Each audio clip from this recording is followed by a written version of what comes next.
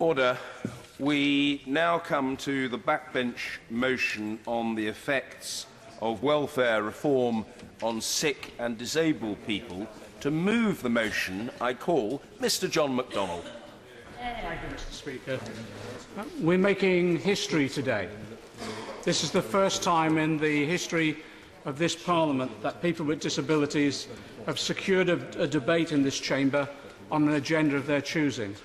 So let's pay tribute to the War on Welfare campaigners, the WOW campaigners, who initiated this campaign, who drafted a petition that we have before us in motion form, and who worked so hard for a year to gather over 100,000 signatures and secured this debate.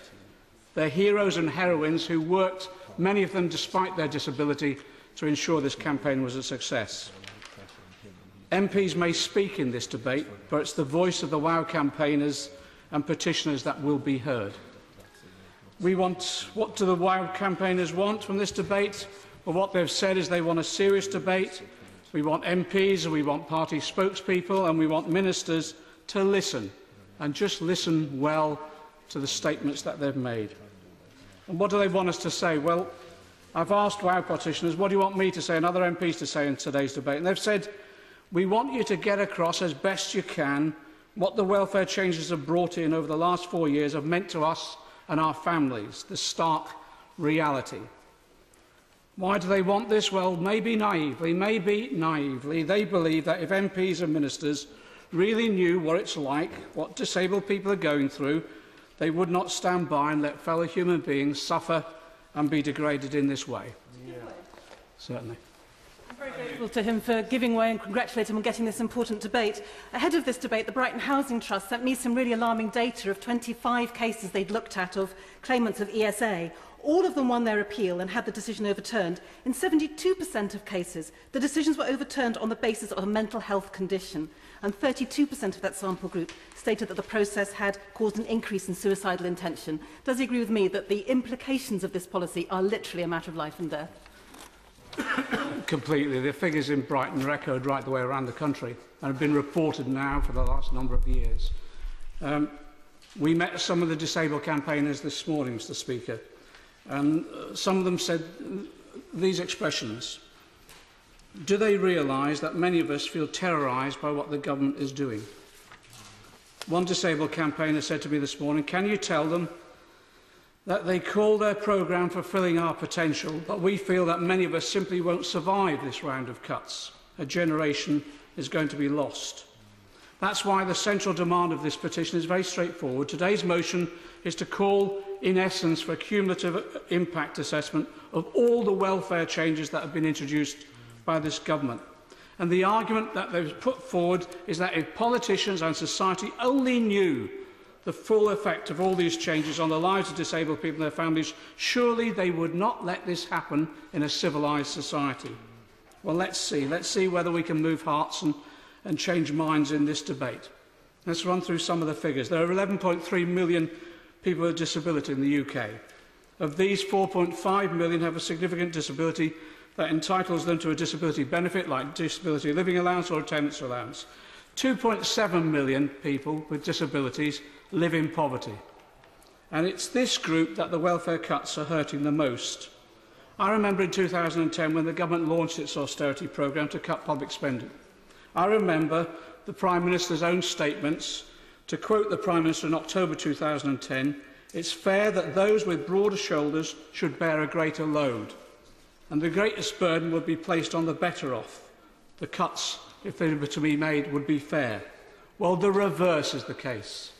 I urge members to read the report, at least one of the reports, the report by Simon Duffy, the Director for Welfare Reform. He explains in his report, Counting the Cuts, that disabled people in poverty are bearing the cuts 4 times worse than the average, whilst people using social care have a burden nearly 6 times the burden on the average person.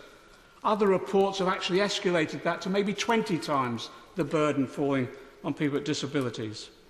And the reason is because disabled people are being hit by a combination of cuts in funding for social care and support, and by wave after wave, almost annually, of cuts in welfare benefits. Let's look at the cuts in care and support. many disabled people rely upon local authorities' social care and support. By next month, there will be £2.68 billion will have been cut out of adult social care budgets across the country.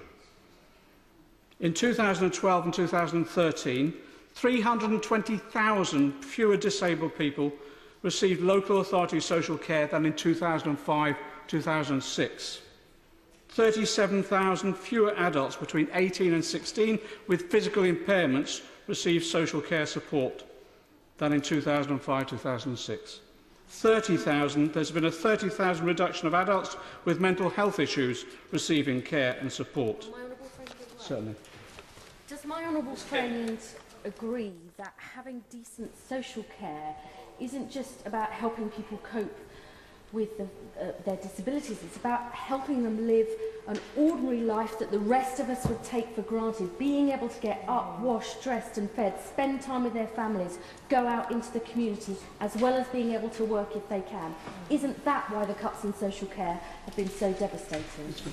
It's exactly that people feel they're so harsh in the impact. Am I on a good way? Let me just finish this point. Many local authorities have changed the eligibility criteria. That's the problem. And they've changed it to cover only those people with substantial needs. Automatically, that cuts out about 100,000 people from receiving any form of social care whatsoever. I'm grateful to my honourable friend. And would he agree with me that this is very much a false economy? Because by cutting back on social care, it inevitably means that people's conditions tend to deteriorate, and then they need more urgent care, and many of them will find themselves in hospital. And so consequently, the cost to the public purse is substantially greater by making this false economy, these cuts, which are so devastating to disabled people. It's exactly that. There are three consequences of what's happening. First of all, what's happening now is that disabled people are forced more and more to rely and depend on care from their own families. And family members who themselves, to be frank, are overstretched in caring for a family member, especially as local authority respite care is now being cut back so dramatically. And startlingly, as we've found in a previous debate, a large number of these carers are children caring for their parents. There was a year-long investigation by the Carers UK which confirmed that carers who save this country an estimated £119 billion a year in care costs, and they're about to lose £1 billion in benefit cuts. The second point is that many of the care needs of many disabled people are simply not being met at all. And there's a recent inquiry by the All-Party Group on Local Government and Disability. They found out, taking evidence, that 4 in 10 disabled people are failing to have their basic social care needs that have been met. My honourable friend points to the sort of social care we're talking about. But this third is the point that my honourable friend made. The withdrawal of social care and support service is just cutting many disabled people off from any forms of social contact with the outside world. It's driving many back into their homes and some into residential care. People are being forced out of their homes, losing all independence, forced out of their homes and into residential care or even hospital care as a result. Alongside the cuts to social care are the mounting cuts in welfare benefits. The vast majority of disabled people I've met, and most of us have met, are desperate to work. They're desperate to live like any other employed person, supporting their families with a regular wage. But for some, the tragedy is that their disability is so severe that they'll never be able to work, and they will need to rely upon welfare benefits to ensure they don't live in poverty. For others, what they need is positive and sensitive practical support to help them get back into work or into work at all. The system that's been introduced over the last 6 years to support people in securing work or the appropriate benefits could not have been designed better to undermine the ability of disabled people to get into work or receive the appropriate benefits to assist them.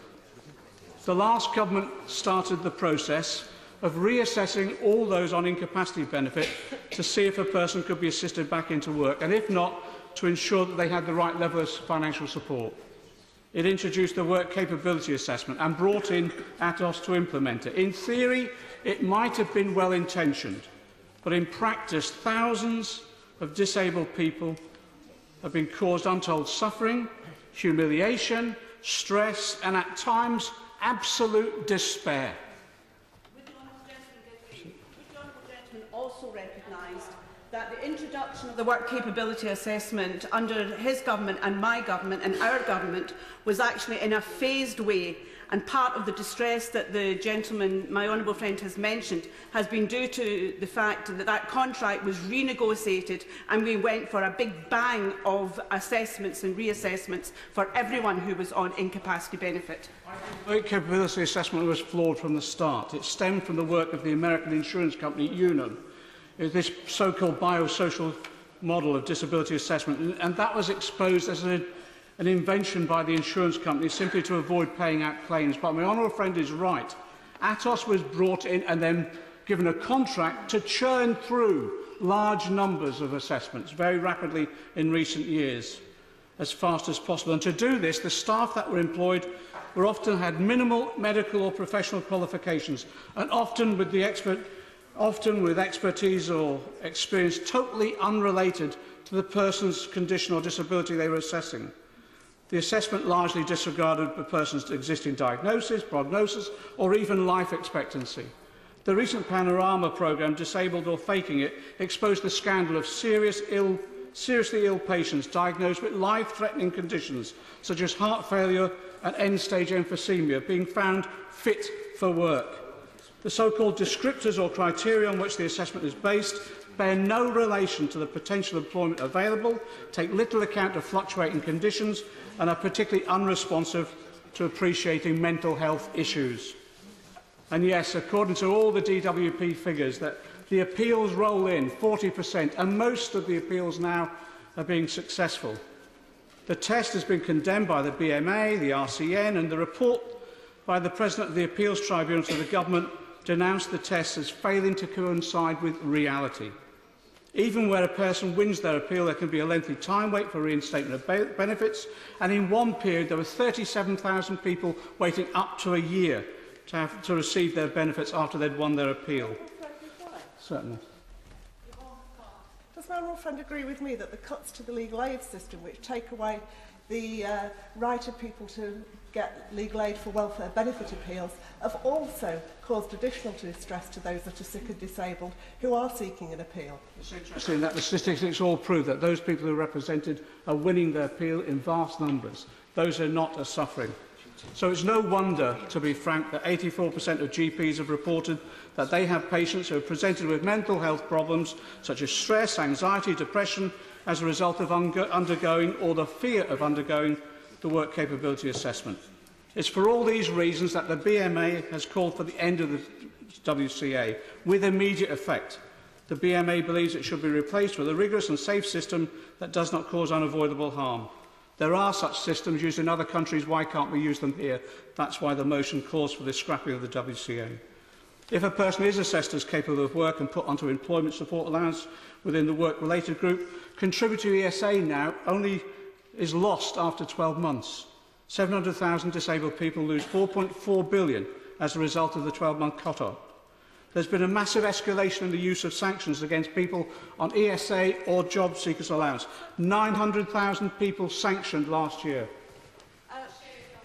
In relation to the one-year cut-off, is it not at the very least ironic that the people who are most affected by this are people in households who have a work, for example, a working partner or have small savings, and that they're very so-called hard-working people that the government said it wanted to protect? People thought they were contributing to a scheme that they would get the benefits from.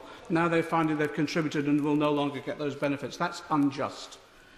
1 in 5 of those sanctioned on GSA were disabled people. Sanctions mean the loss of benefits altogether for weeks or even months. And it's compounded, as my honourable friend has said, by the increasing difficulty to find securing just advice or advocacy to appeal and challenge sanction. I'm very grateful to my honourable friend for giving way.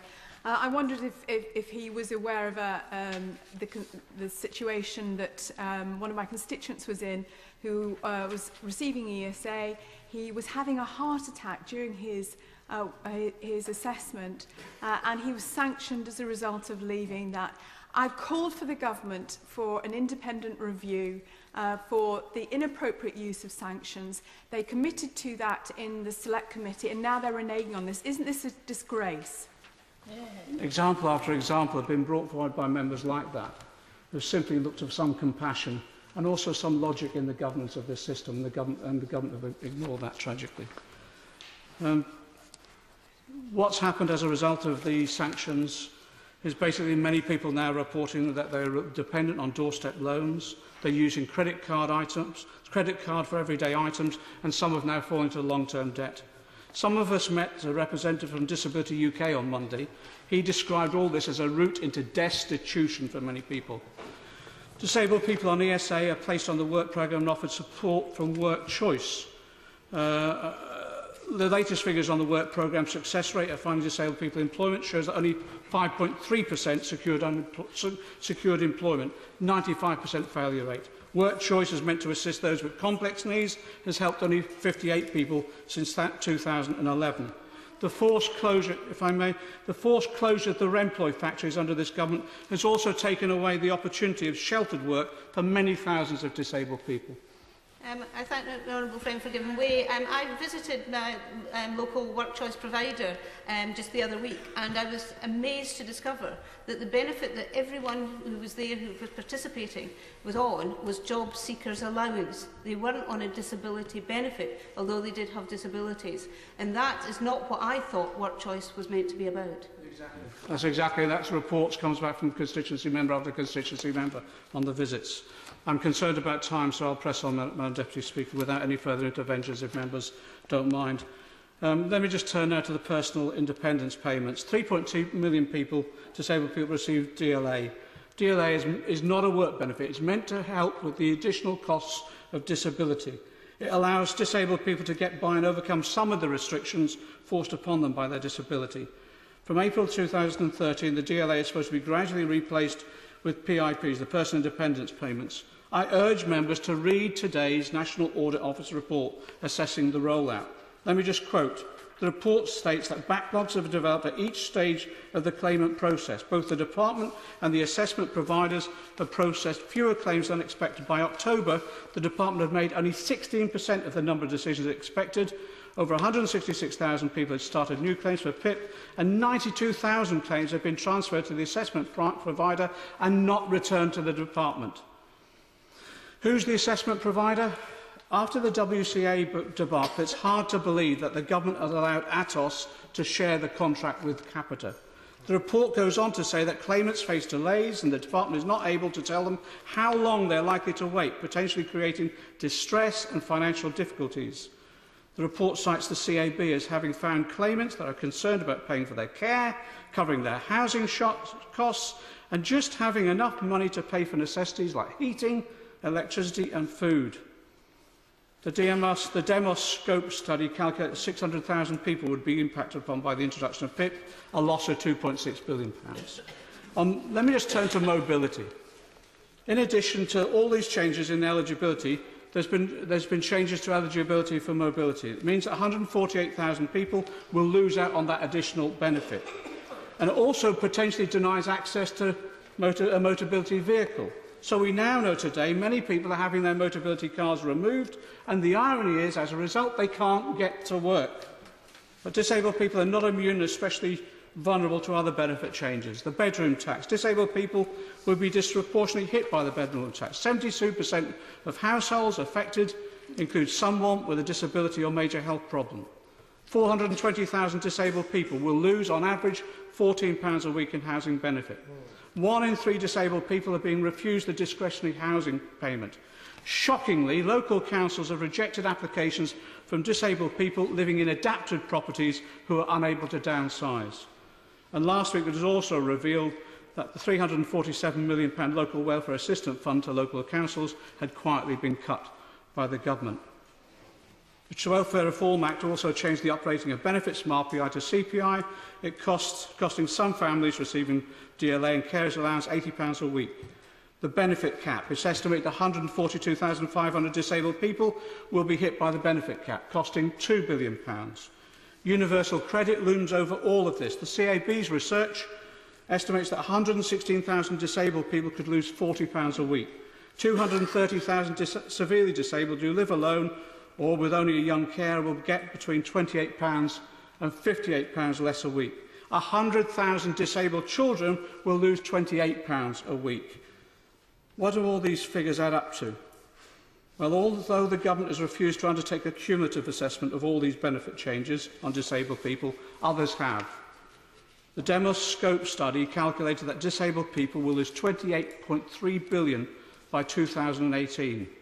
Dr. Simon Bamber concludes that disabled people in poverty, who make up 4% of the population, will bear 13% of the cuts. They'll lose £4,660 a year. People using social care, who make up 3% of the population, also will bear 13% of the cuts. They'll lose £6,409 a year. In reality, let me just come to some conclusion. In reality, what does it mean? It means poverty for many. Not enough income to adequately heat your home. Nearly 1 million disabled people now in fuel poverty. Choosing not to eat so that your children can eat. Feeling shamed and humiliated by having to rely upon the generosity of others and the support from the food bank. And for some, and I urge people to go onto the website Callum's List, it's all too much for some, and you become another in a coroner's report whose suicide is associated with loss of benefits. Many of the disabled people I've met say the same thing. They tell me they feel hounded. They feel hounded by the media, by politicians and by this government, just for being disabled and claiming the benefits they're entitled to. What the WOW campaigners are demanding today is the truth. They want a cumulative impact assessment of all the welfare changes, so that the truth of their plight can be revealed. They believe, and I say maybe naively, but they believe if the truth was told, no decent society would allow its most vulnerable members to be treated in this way. That's why I supported the petition, that's why I support the motion today, and that's why I will be seeking a vote on the motion. Thank you, Madam Deputy Speaker. The question is, as on the order paper, there'll be a time limit on backbench speeches starting now, 6 minutes per backbencher. It will be necessary to reduce the time further if it takes longer to get through the speakers, because there are 2 debates today, and this one will have to finish quite promptly. The next speaker is George Hollenbury. Very grateful, Madam Deputy Speaker, and I did prepare some shorter versions of my remarks, and so members will forgive me if there's not as much detail as I might like to have given them. The motion before us today calls on the government to end with immediate effect the work capability assessment, and I'd just like to look, if I may, in some detail at the WCA. Now, it's a simple fact of government that policies designed to deal with the general struggle quite often with the specific. Despite the need for a clear, structured process to assess whether or not someone qualifies for a benefit, I acknowledge absolutely that no responsible government can approach something like the WCA as if it was some sort of industrial quality control test. This isn't a question that can always be answered with a simple yes or no, and the decisions that are taken have a very clear effect on people's lives, and reaching the wrong decision can be devastating. But the government hasn't approached the test this way. The test was created in 2008 by the previous Labour government as incapacity benefit was designed to be replaced by the ESA.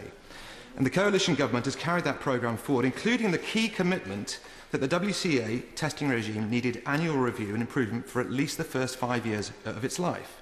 There have been 4 such reviews, 3 under Professor Harrington and the latest under Dr Paul Litchfield, published in December. Of Professor Harrington's cumulative 49 recommendations, 35 were accepted in full and a further 10 in principle. Of the 35 accepted in principle, 29 have been fully implemented and 3 partially implemented, and a further 3 are still in progress. Of the 10 accepted in principle, 5 have been fully implemented, 2 partially implemented, and 3 are in progress. So we are making progress in improving the WCA. Now, December the 12th saw the publication of the evidence-based review of the work capability assessment. This compared the results produced by the WCA and those of an alternative designed by a consortium of experts and disability representative organisations, as compared with a panel of experts reviewing each case, many looked at more than once. This report makes for very interesting reading. 2 conclusions jump out. The first is that the WCA creates a much more consistent result than the proposed alternative, and also that the WCA was significantly more likely to accord with the judgment produced by the expert panel reviewing each case than the proposed alternative was. Now, these conclusions are important because they tell you how the WCA should work as a whole. We know that it's pretty much impossible to find a single general test that fits all eventualities, but that is not what we have. What we have is a system whereby there is an appeal mechanism. The process clearly anticipates that the WCA, even with DWP's staff interpretation and other evidence overlaid, will not always produce perfect results. And that's why there will be a considerable number of successful appeals. It's exactly how the system should work, and it does. The review of WCA found that the expert panel judged that about 26% of all cases presented were borderline, even with full access to information. And if this is the case, then we'd expect an appeal process that consists of expert opinion after all to alter some of the decisions. They do so at a rate that is very similar to the rate that the panel found as borderline in the review process. This should surprise nobody. I'll give way. I thank the honourable gentleman for giving way, and he's making some very interesting comments. I've been very concerned about the effect of the WCA, particularly for people with mental health problems, which are particularly badly assessed. And I've taken people to see the Minister. The study he's talking about, did it look at mental health issues, which are particularly hard to assess on a single snapshot? Well, Madam Deputy Speaker, indeed it did, and the expert panel that sat to adjudicate on every single one of those test cases did indeed take in mental health expert advice. Of course, there are also now a number of mental health specialists provided with specialist training around the testing regime across the country. I think the figure is 30, but that is off the top of my head, and it may be as many as 60. In the fourth report published by Dr. Litchfield, he largely endorses the position that I outline. He says any test is necessarily a trade-off of many factors, and the WCA appears to be a reasonable and pragmatic tool. There remain those who call for its abolition, but suggestions for what is to replace it are rarely forthcoming. No test is ever perfect, but the WCA has been designed with considerable rigour, and it is subject to a process of continuous improvement. I hope honourable members will forgive this slightly tortuous journey through the WCA, but I think it's very important to show just how much trouble and care has been taken to design and improve it. It's not perfect, and it will not always produce fair and just results, but that is what the appeals process is for, and there to catch. That it's necessary to have some sort of objective test to help decision makers seems to me to be undeniable, and hence I cannot support the motion's call for the abolition of the WCA today. I'll happily give way. I'm very grateful to the honourable gentleman for giving way. He's giving a very technical analysis of the WCA, but I wonder if you just look, my constituent Mr McArdle, who runs the Black Triangle campaigning group, has on his website and his Facebook page a whole list of human stories about how the WCA acts in practice. I wonder if he would just mind looking at that after his speech today, just to get some of the human side, because it's not just about a technical analysis of how these things work. I hope the gentleman will acknowledge that in prefacing my remarks just now, I made it quite clear that this cannot be a mechanistic process like some sort of quality control process. It has to involve the human, and I acknowledge that there are many cases where results have been, shall we say, questionable. No question about that whatever. Nevertheless, that it is necessary to have such a test, I think, is undeniable. Government cannot willy-nilly go judging benefits and whether or not they are entitled without any test of any sort. And yes, it's difficult to make the case I'm making without sounding dry and technocratic. I take his point absolutely. Madam Deputy Speaker, in the time remaining to me, all I'd like to do is draw the House's attention to some real outcomes produced by my local providers, which the honourable gentleman opposite, I hope, will take as a human face of what I think can be a reasonably successful programme. My local providers are the Shaw Trust in Portsmouth and A4E, led by a team led by George Gallup in Southampton, which I hope we can all celebrate some of the results of. Alex, aged 20, was diagnosed with ADHD, and he'd found it almost impossible to settle down and do anything at all in terms of work.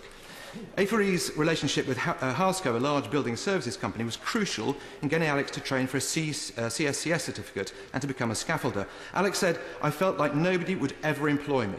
I didn't even know what I was doing wrong. It's just this kind of job that sets you up for life, and I absolutely love it.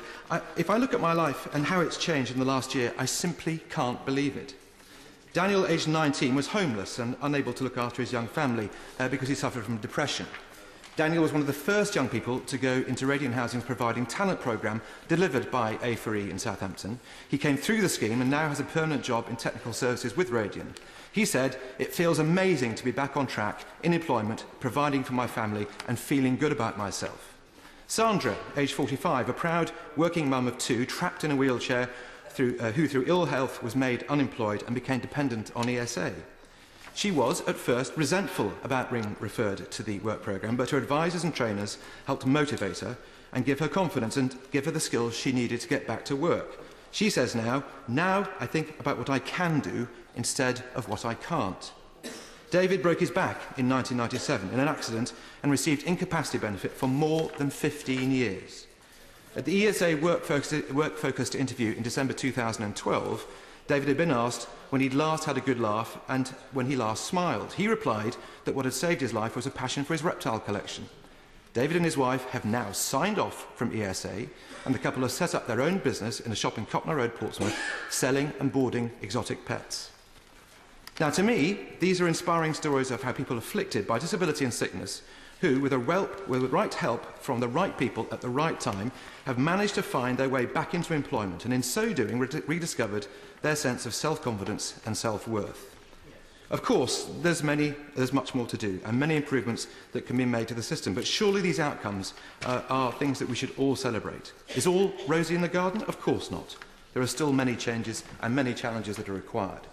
There are still too many people who don't find permanent employment. There are many whose benefit applications and assessments take far too long to process and who are left without an income in the meantime. The transition from DLA to PIP is proving to be a challenge, as has already been pointed out. But for all that, the evidence I see on my visits is that there are many of our fellow citizens who are being given a new lease of life by the government's approach to welfare, and the central assumption it works around, that there is nothing compassionate about... Order. Dame Anne Begg. Thank you very much, Madam Deputy Speaker, and I too would like to pay tribute to the WOW campaigners for being able to not only get over 100,000 signatures to the petition, but also to secure this debate this morning. If anything was needed to illustrate the effectiveness of social media in opening up the lives of disabled people and allowing them to connect with people across the country, then this is exactly the kind of event that has been inspired by that ability to connect with others who might be experiencing very similar trials and tribulations, perhaps at the hands, in this case, of the hands of the Department of Work and Pensions. Now, the government says that it isn't picking on disabled people and those who have severe health problems. But let's look at the evidence. The main benefits that are paid out to people with disabilities and health problems are employment support allowance, work capability assessment, and now the new PIP, personal independence payment, that will replace DLA once it begins to be rolled out. Every single one of these benefits is undergoing enormous change and enormous reform at the moment. The Welfare Reform Act of 2012 brought in enormous changes and enormous reforms to the benefits that affect disabled people. And we know that these reforms are not going well at all. Just this week, we've heard that the work capability assessments, certainly the reassessments, have been suspended, and Atos, the company delivering them, wants out of their contract. We're now hearing rumours that a face-to-face work capability assessment in the home is taking up to 6 months to arrange. And we know that the people who are put on unemployment, lucky enough to get employment support allowance, if they're in the RAG group and in the contributory element of it, they only get their benefit for a year.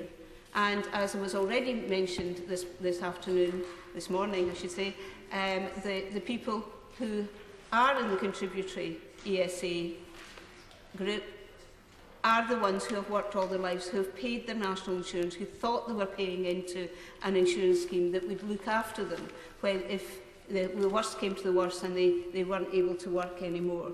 But so that group, and it's interesting that it's not just those who come from the poorest backgrounds, whose whole family have perhaps depended on benefits that are suffering under this government, and that that group most definitely are.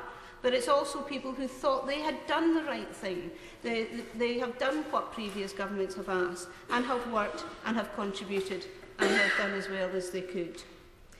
We also see from the National Audit Office report that was published just yesterday that the National Audit Office report that was published today is that the rollout of PIP seems to be in chaos as well. Huge backlogs, and I know I've got constituents who have been waiting for over 6 months to get a determination after they've had their face-to-face interview. On that point? Yeah, okay. I'm grateful to her for giving way, and she's making a powerful point. And these delays in PIP payments in particular are causing so much stress. Would she share my horror that, for example, in Brighton, some frontline services like the Advice Centre Brighton and Hove have been doing their own survey of how long people have been waiting, and of 60 clients, only 3 of them, fewer than 5%, have actually been assessed. Would she agree with me that that causes massive, massive uncertainty and stress? And it's particularly difficult, Madam Deputy Speaker, for people who have quite progressive diseases. While there is an attempt for those who have got terminal illnesses to get paid out quite quickly, but even then it's longer than normal. I have a constituent who's got very aggressive MS, who is desperate for this help and can't get it because he doesn't follow under the special measures category. But the benefits, those are the benefits that everybody knows are specifically for disabled people and people with health problems. But there are other benefits and other changes to other benefits which fall disproportionately on that group too. So which single group is the hardest hit by the changes to housing benefit and local housing allowance? Well, it's disabled people and those with health problems. Which single group is hardest hit by the bedroom tax? Surprise, surprise, it's disabled people and those on housing those with health problems. Which is the group that's hardest hit by the removal of the full council tax relief? Well, again, it's disabled people and people with health problems, because all of these changes fall on those with working age, and of course those of working age who are most likely to be on these benefits are people who can't work because of a disability or a health problem. And who is it that actually is the hardest hit by the overall benefits cap? Well, the government said it wouldn't be disabled people. Well, probably isn't, but it is their carers, particularly if they're family carers. And who's hardest hit? Who's hardest hit by the social care cuts? That means that social care is not, local authorities aren't able to provide the social care that people need. Well, of course, it's disabled people and those with health problems. And if the universal credit ever gets round to coming in, then severe disablement premium goes. It was paid to people who were single and living alone. And it's because it's not just the obvious benefits that go to disabled people that are being cut or in chaos or are not working, but all these other benefits and all these other changes that are affecting the lives of people who have a disability. It's because all of these are affecting their family lives that there is the absolute need for a cumulative impact assessment. Now, I've been calling for a cumulative impact assessment for a number of years now, Madam Deputy Speaker, and that's because no one knows exactly the full force of everything that may be falling on individual families and individual households. And unless we do that cumulative impact assessment, we'll never know. And in the meantime, those families, those households are struggling to make ends meet, are falling into debt, are having to make the choice between eating or heating, of having to make choices that we shouldn't have to make in 21st century Britain. And that's why I'm very happy to support this debate this afternoon. Alan Reid. Thank you, Madam Deputy Speaker. I congratulate the WOW campaign on their petition and securing this debate, and also the honourable member for Hayes and Harlington for introducing it. Although I haven't supported every detail of the government's welfare reform, I certainly support the overall thrust of what the government are doing. Because under Labour, the welfare budget had spiralled out of control and was unsustainable. Liberal Democrats in government are building a stronger economy and a fairer society so that everyone can get on in life. We are fully committed to enabling people with disabilities to have the same opportunities and choices in life as everyone else. And it's important to note that disabled people are moving into jobs at the rate of over 100 placements every working day. Yes? Support the bedroom tax, which has affected 2,300 people in Leicester. The council has overspent the discretionary fund by £100,000 this year because there's such demand, and had to increase it from £212,000 last year to £813,000 this year because of a tax he supported. Why does he support it? Well, the honourable lady's question is based on the wrong premise. I actually voted against the bedroom tax. As I had said in my introduction, I didn't support every detail of what the government was doing. It's interesting to note that we're getting from the Labour side all this opposition to everything the government's doing. Yet, it would be interesting to see what the Labour spokesperson actually says in finishing up, because I understand that the Labour Party are not going to spend any more on welfare payments than the government is. So it will be interesting to see what the official Labour line is, as opposed to all the complaints from their backbenchers. As well as tackling the economic mess that Labour left behind, Liberal Democrats in government have also blocked the excesses that a Conservative-only government would have implemented. For example, we stopped the Conservatives from freezing disability benefits. Instead, they're going up this year by 2.7%. Assessment of applications for disability benefits is clearly an integral part of welfare reform, and this government has improved on the system that was left behind by Labour. Thanks to Liberal Democrat amendments to the Welfare Reform Act of 2007, the government is required to conduct 5 annual independent reviews of the WCA. In government, we are acting on these reviews to improve the system. Professor Harrington completed the first 3 reviews and found that our efforts to improve the WCA are making a difference. And, for example, yes? Just as a matter of I think, putting the record straight, the requirement for independent assessments of ESA were actually in the original legislation pre-2000. I didn't catch the year that the honourable lady had said, but the WCA was in the Labour government's legislation. It was the Labour government that introduced the WCA, and this government have improved upon it. And following Professor Harrington's reviews, the government gave DWP decision-makers more flexibility to request additional evidence, such as a letter from the applicant's consultant. The 4th independent review was completed last December by Dr Litchfield. He found that the DWP has made good progress on implementing recommendations from the previous reviews, which have made notable improvements. However, despite all the improvements to the system, and a system that looks fine in theory, we all know from our constituency work that ATOS have failed miserably to carry out the assessment contract in practice. Appeals have been upheld for 40% of the original decisions. That indicates something wrong with the initial assessments, and more improvements must be made to the assessment system.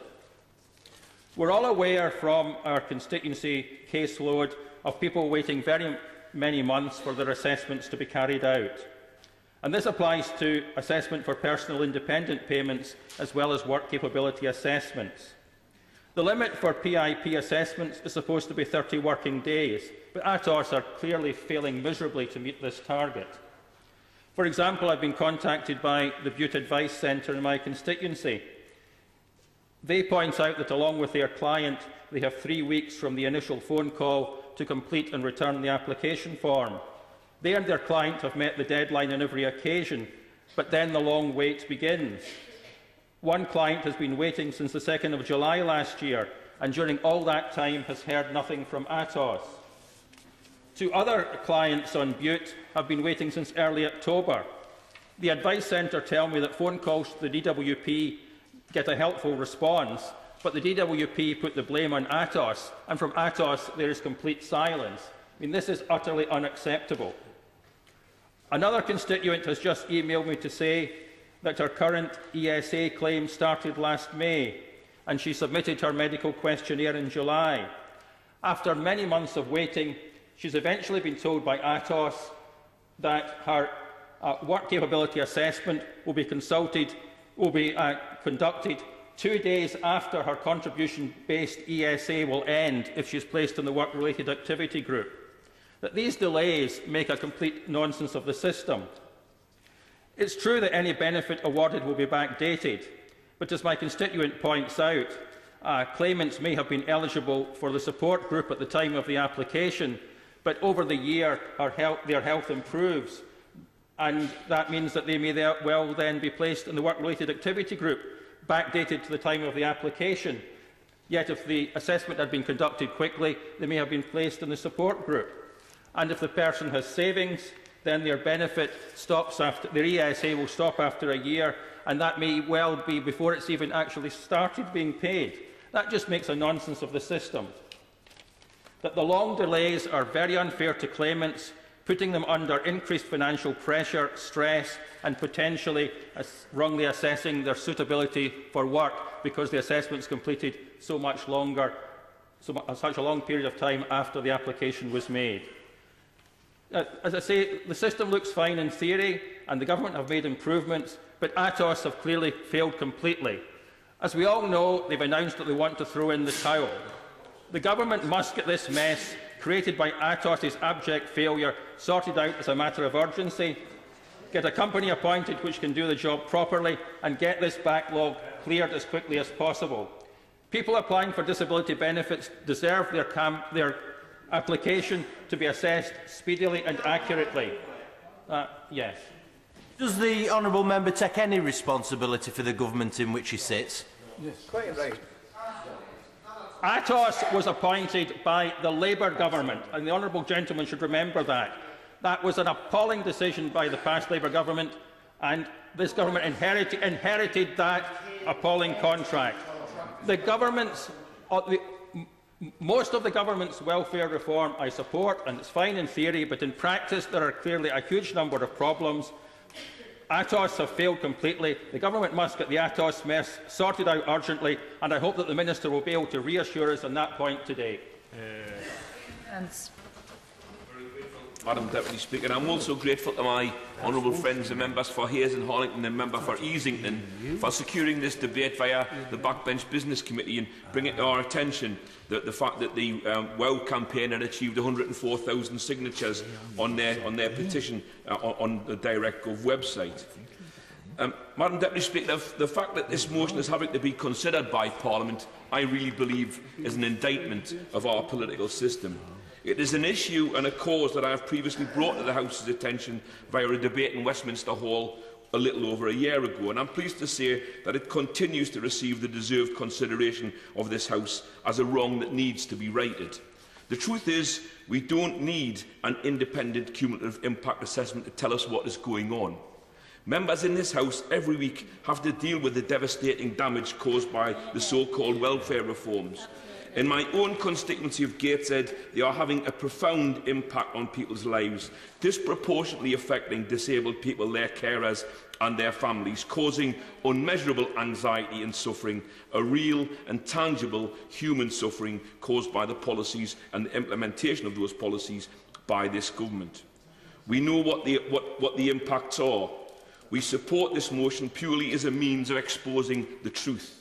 That we have a government driven by one consistent ideological principle, a determination to protect the privileged, achieved by demonising and attacking the poorest and most vulnerable in our society. I'll not give way for the moment.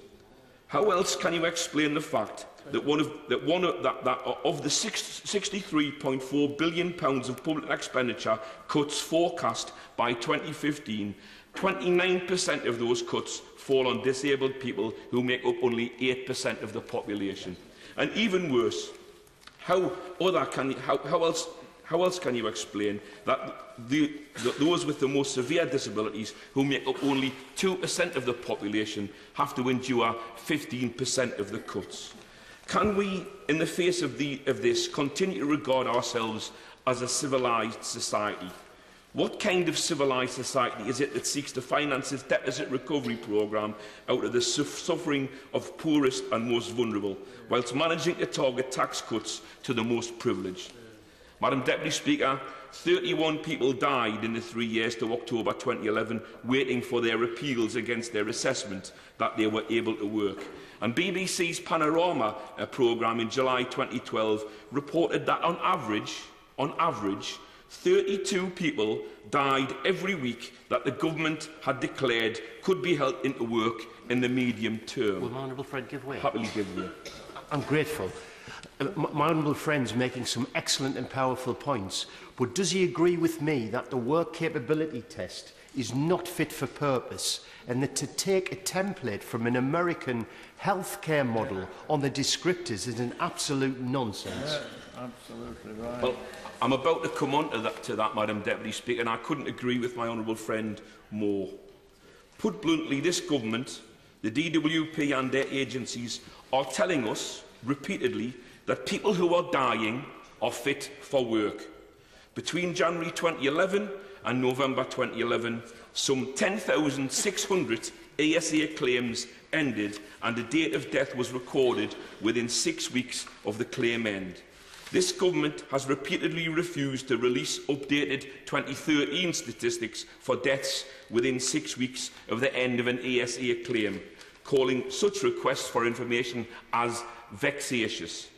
Madam Deputy Speaker, 4 people a day are dying within 6 weeks of being declared fit for work under the work capability assessment. It is scandalous. It is a scandalous and indictment of this place.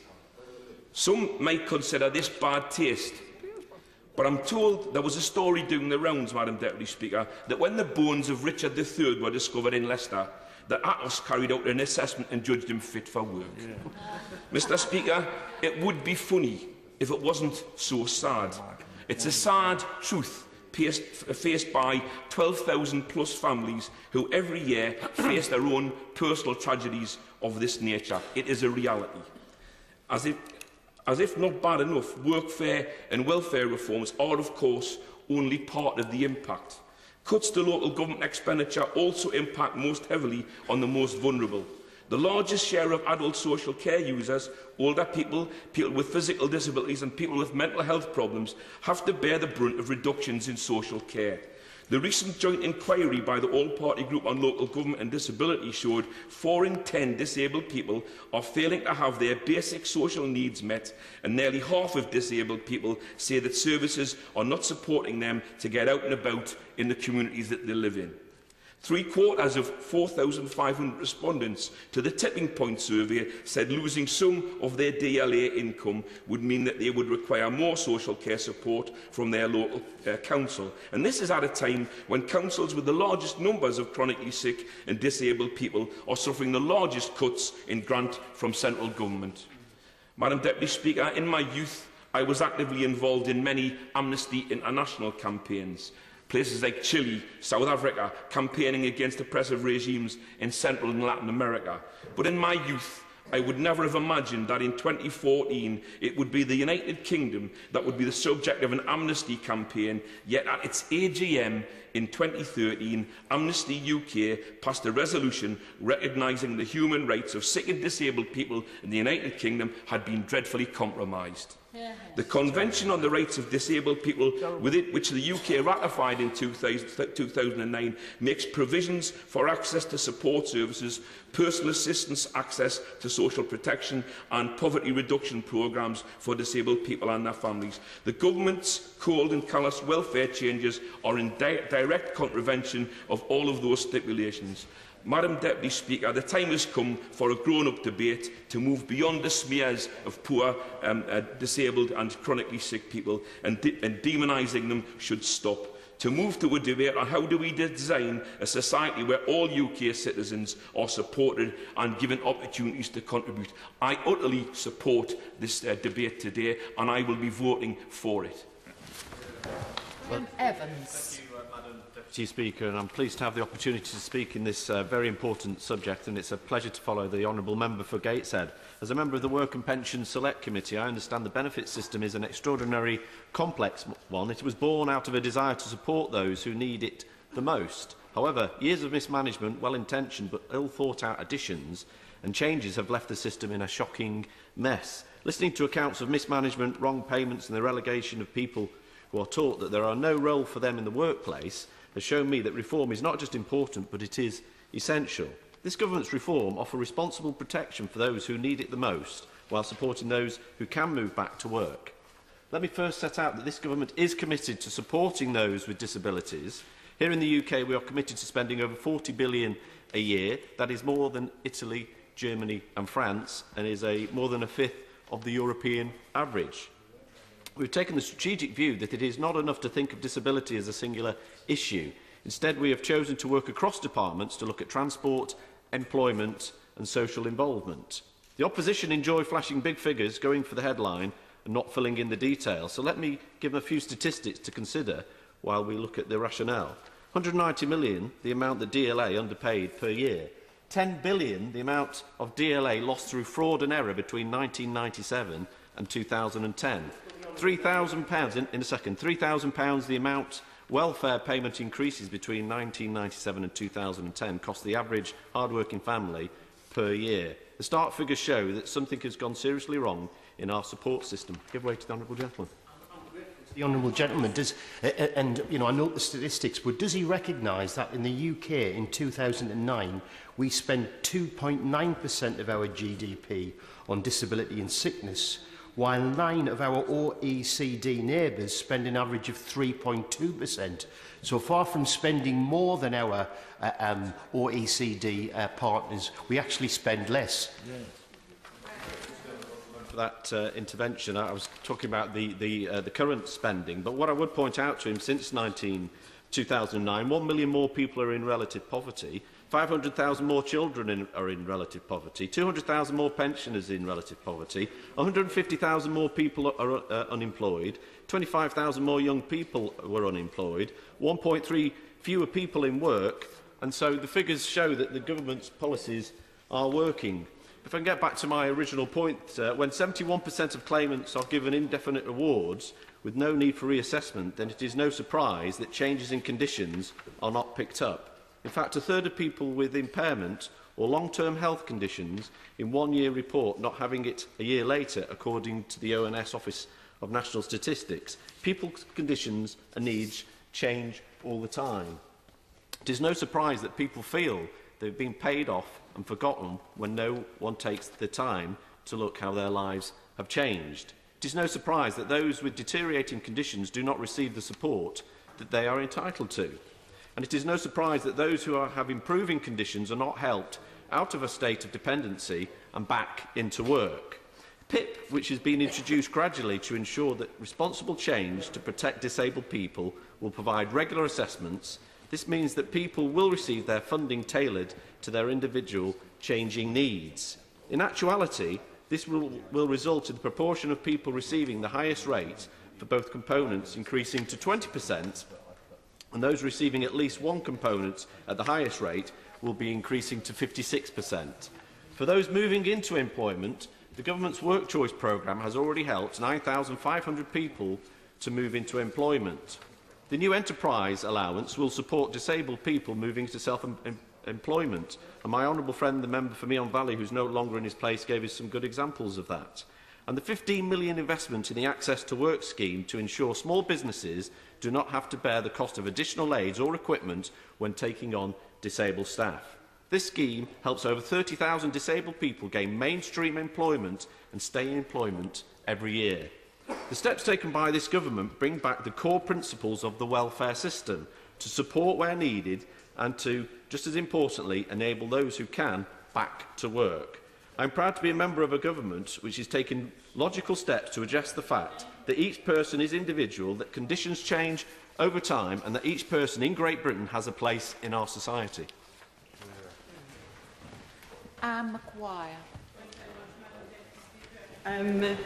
It's a pleasure to follow the honourable gentleman. Can I say that this isn't the first time that this House has called for a cumulative impact assessment on welfare reforms and their impact on disabled people? But this time it's not just disability organisations or even the official opposition calling for it, it's actually over 100,000 people who signed the WOW petition, and like others in this House, I want to encourage and congratulate those people who signed a petition and who made this House bring this particular debate to the floor.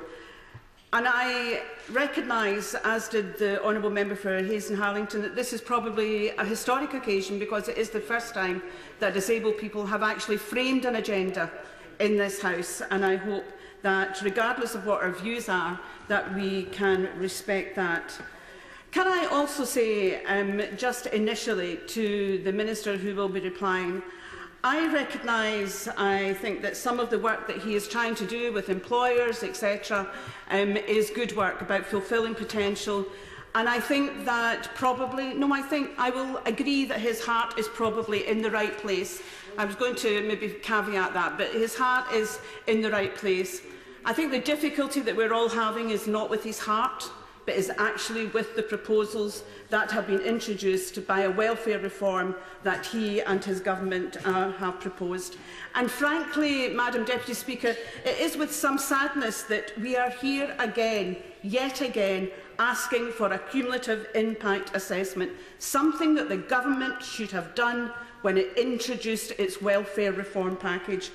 Over that period, we frankly have seen a pretty crude campaign of vilification of those in receipt of disability benefits.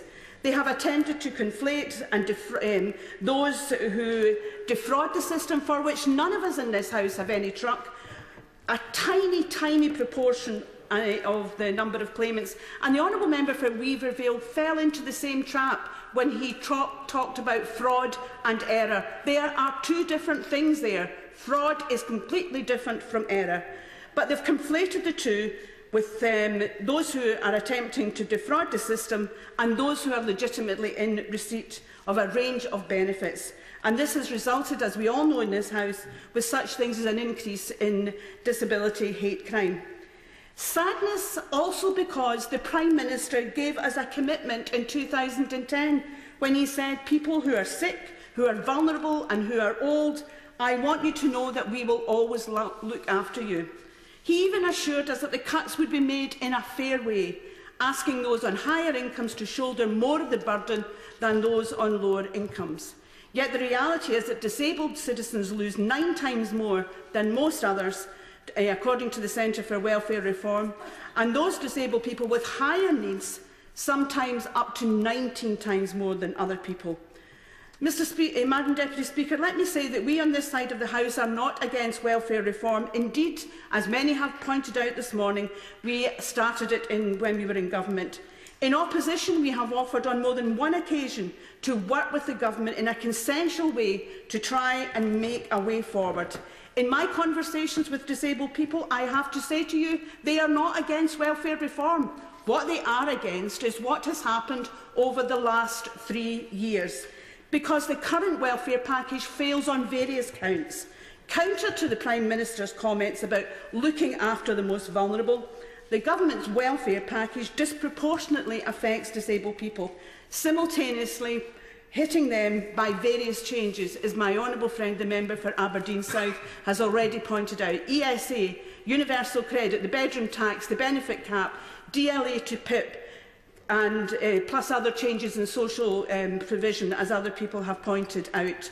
Now, I want to turn briefly to PIP, because we were told that PIP would help the most severely disabled people.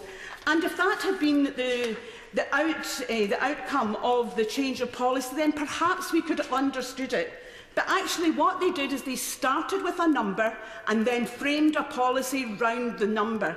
And the NAO report is devastating this morning, because what it shows is that this government has gone into a reform of the benefit which affects those most disabled in our community and didn't know where it was going or how it was going to implement it. So we've got things like, on the first day they meet their target.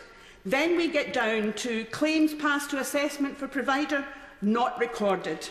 Then we go to assessments completed. The expectation is it's 42 days, 64 days is actually what they're delivering. But worst of all is the fact that those who are terminally ill, those who have an expectation of life of no more than 6 months, are having to wait 28 days, 1/6. Now, the Minister might tell me that it's changed, and I hope that is the case, but 1/6 of their total lifespan is going to be used up in the bureaucratic morass of what is now the PIP assessment. Yes. I thank my honourable friend for giving way, and she has described already the effects under the Act as it stands. But is she not concerned too that the way in which the Act was cast gives government the scope, without the need for further primary legislation, to make serious changes to the terms and interpretations around exactly these benefits, including PIP?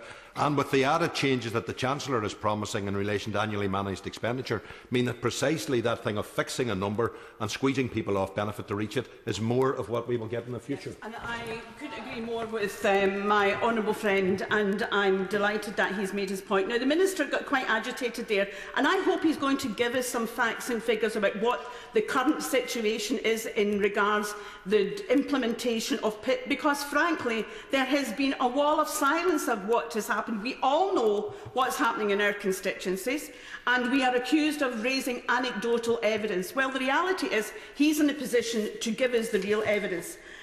Madam Deputy Speaker, since 2010, it obviously didn't matter what was said to the Secretary of State about his welfare reforms. He's become a victim of his own rhetoric and obsessed by his legacy.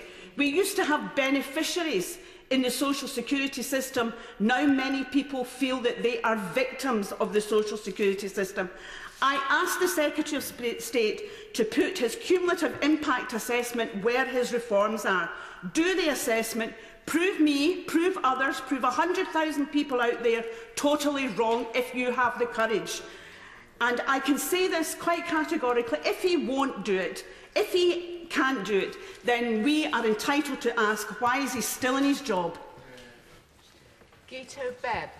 Thank you, Madam Deputy Speaker. It is a pleasure to follow the Honourable Lady for Stirling, and indeed may I also pay tribute to the Honourable Member for Hayes and Harlington for securing this debate, and obviously for representing the petition of 104,000 people. I think it is important just at the outset to point out that the National Audit Office report this morning on the implementation of PIP is a disappointment, but I think it should be stated that the report is talking about the implementation rather than the policy aims, and I think that is an important point. It is not a criticism of the policy aim, and the report does make it very clear that it is far too early to indicate any view as to the implication of the policy change that is being implemented with PIP. But I think the issue on this debate has been framed in the context of the changes to the welfare states being undertaken as a response to the need for austerity. I would argue that it is far more important than that. I would say that it is very important that this issue is dealt with, not because of austerity, but despite austerity, because we had a failing welfare system. And I think anybody in this chamber who would argue that we had a system that we could be proud of prior to 2010 would be a very brave individual indeed. And I think it is to the credit of this government that the welfare reform agenda that we are implementing, is not being done, in my view, in order to primarily save money. It is in order to try and ensure that the system does not trap people in a way which is unproductive and unfair. And I think it's also fair to say that this debate today does highlight the significant problem that the opposition does have in relation to welfare reform. Because I was quite surprised last night when I spoke to some Welsh colleagues from the Labour benches who, when they told me that this was actually a one-line whip for them today. I am quite staggered by that point. I'm very pleased to see that the Honourable Member for Bridgend is in her seat. But when we have the Welsh Labour government, for example, producing significant documents complaining about the impact of welfare reform in Wales, which are not particularly impressive once you read the detail. But when we have the Welsh Labour government producing those type of reports, I would have expected Labour members from Wales to be highlighting their concerns in a debate which is as important as this debate today, but surprisingly they're not here. And perhaps the reason they're not here is because they know full well that the party opposite are committed to zero growth spending review. And the zero growth spending review means that a lot of the complaints that we have heard from honourable members today, passionately held points made by honourable members today, it is important to point out that in a zero growth spending review it is very difficult to envisage any increase in the welfare budget. And I think that's a point that any honest member from the opposition benches should be happy to make. But in relation to the issues in question, I think the Honourable Member for Mourne Valley has highlighted the fact that the work capability assessments, which this motion calls to be abolished, has actually been changed and reformed throughout the period of this government being in existence. The reviews and the recommendations of Professor Harrington have mostly been accepted, and in the same way I would argue that the number of complaints coming through my office, my constituency office, have reduced. I would also say with the work capability assessments that the implication of the speeches from members opposite is that there should be no work capability assessments whatsoever. Now, I don't think that that is the policy of the opposition, but I think it is important to put that on the record. Are we saying that there should or should not be a work capability assessment of some sort? My view is that we should have a work capability assessment in place, and if we do have such an assessment in place, then any responsible government should take on medical advice, expert advice, and implement that advice. And that is exactly what this government is doing. Is it perfect? Not yet. Clearly not. Is the appeals process figures of 40% of cases being won on appeal a problem? I take it as a badge of pride when I win an appeal. Is 40% too high? Of course it is. But we are implementing the changes being recommended. And to call for the abolition of any work capability test, to call for the abolition of such a test, I think is irresponsible and not in keeping with the whole purpose of welfare reform, which is to target support at the poorest in society. The Honourable Member for Hayes and Harlington also highlighted the impact of the removal of the spare room subsidy, or the so-called bedroom tax, on those with disabilities. And we have heard from members opposite that this has had a tremendous effect in many local authorities in England. However, it should be stated that I take a very keen interest in this issue, and I have spoken at length on a regular basis with my local authority in North Wales, and indeed I have seen figures from both Conwy County Council and Denbighshire County Council, both local authorities were close to my constituency, which highlighted, first of all, that the discretionary housing spend is probably not going to be spent in full. It's also highlighting the fact that arrears within housing associations in North Wales, rent arrears, are actually going down in 2 out of 3 cases. And when you look at the statistics, more than 2/3 of awards which have been made have been because of the need to help with other issues other than welfare reform. In other words, 1/3 of discretionary housing support which has been made by local authorities, the 2 local authorities in my part of the world, are not relating to welfare changes. Listening to members opposite, you would be of the opinion that every single change is having a huge impact, and yet the figures from North Wales, from a local authority which is Labour controlled, the figures are very clear that that is not the case. Finally, I want to touch upon the work programme. I think the work programme is a success. The work programme attempts to treat people as individuals. The work programme is getting people back to work. But I do want to highlight one disgraceful fact about trying to help people back into work. In Wales, we have European-funded projects in order to give people training, in order to give people skills, in order to ensure that people are getting themselves closer to the workplace. The Welsh Labour government have denied access to any work programme client to those training programmes funded by European budgets. If Labour are genuine about helping people back into work, they would allow access to disabled people in Wales who need that training and support. Skinner. Many years ago, just after 1970, when I was elected, I remember speaking in a debate with Sir Keith Joseph. He was the arch-right winger in the Heath days, and he was talking about social security, and we all expected and believed at the time that he was going to hit the poor. And of course, in a marginal way, compared to today, he did. But in those days, I have to tell you remarkably, that the welfare state, by and large, in the Macmillan era, and even in the Heath-Keith-Joseph era, the welfare state was a status quo, by and large. And I have to say this, and I'll probably never say it again, even in the Thatcher years, this chaos did not happen. She did a lot of things. She privatised all the public utilities and everything else. She smashed the pits and all the rest of it. But, by and large, we never had capability assessments. And we never had a march by 3,000 blind and disabled people which heralded the beginning of this coalition. I'd never seen one. I was on crutches at the time because I'd got a hip replacement, and I thought, well, I qualify for this march, I'd better get on it. And there were blind people telling me then about what was likely to happen.